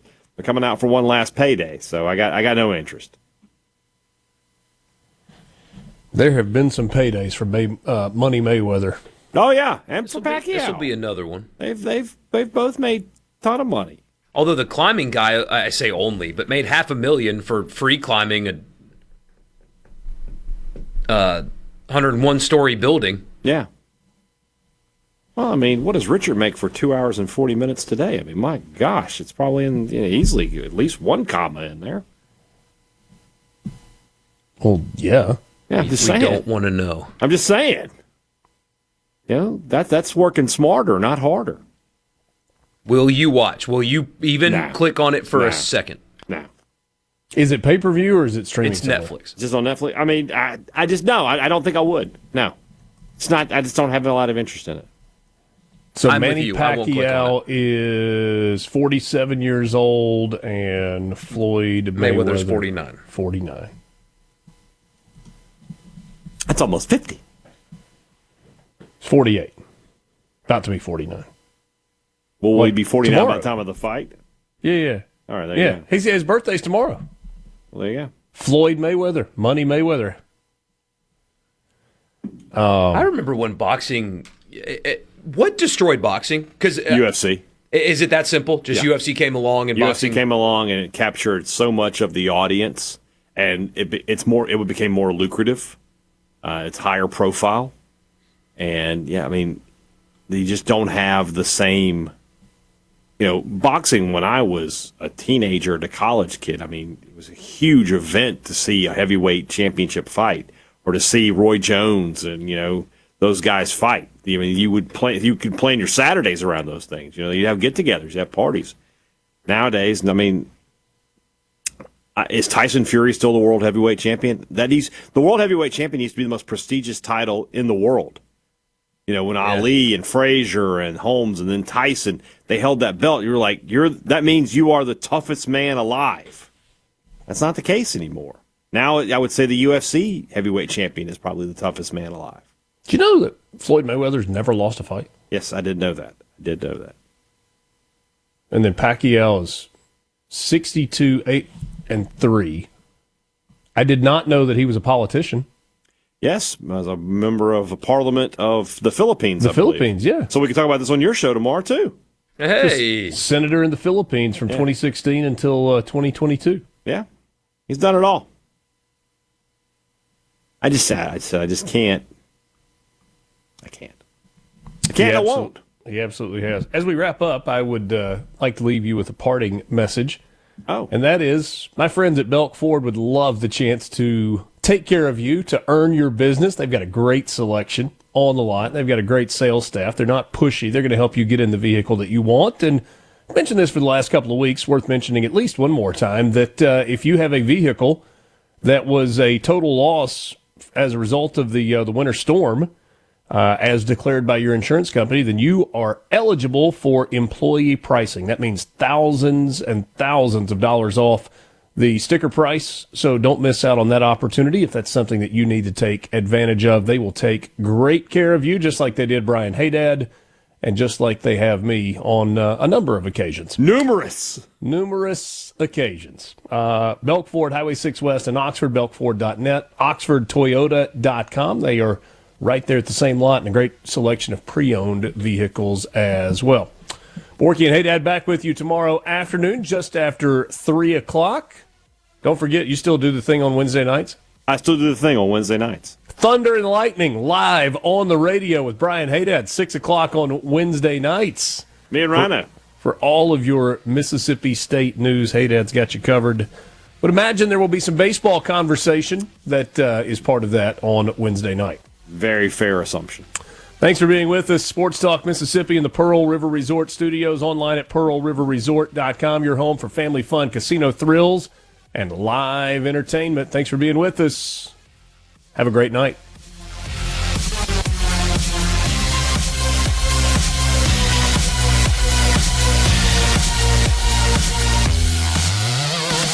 Oh, it's incredible! A SuperTalk Mississippi media production.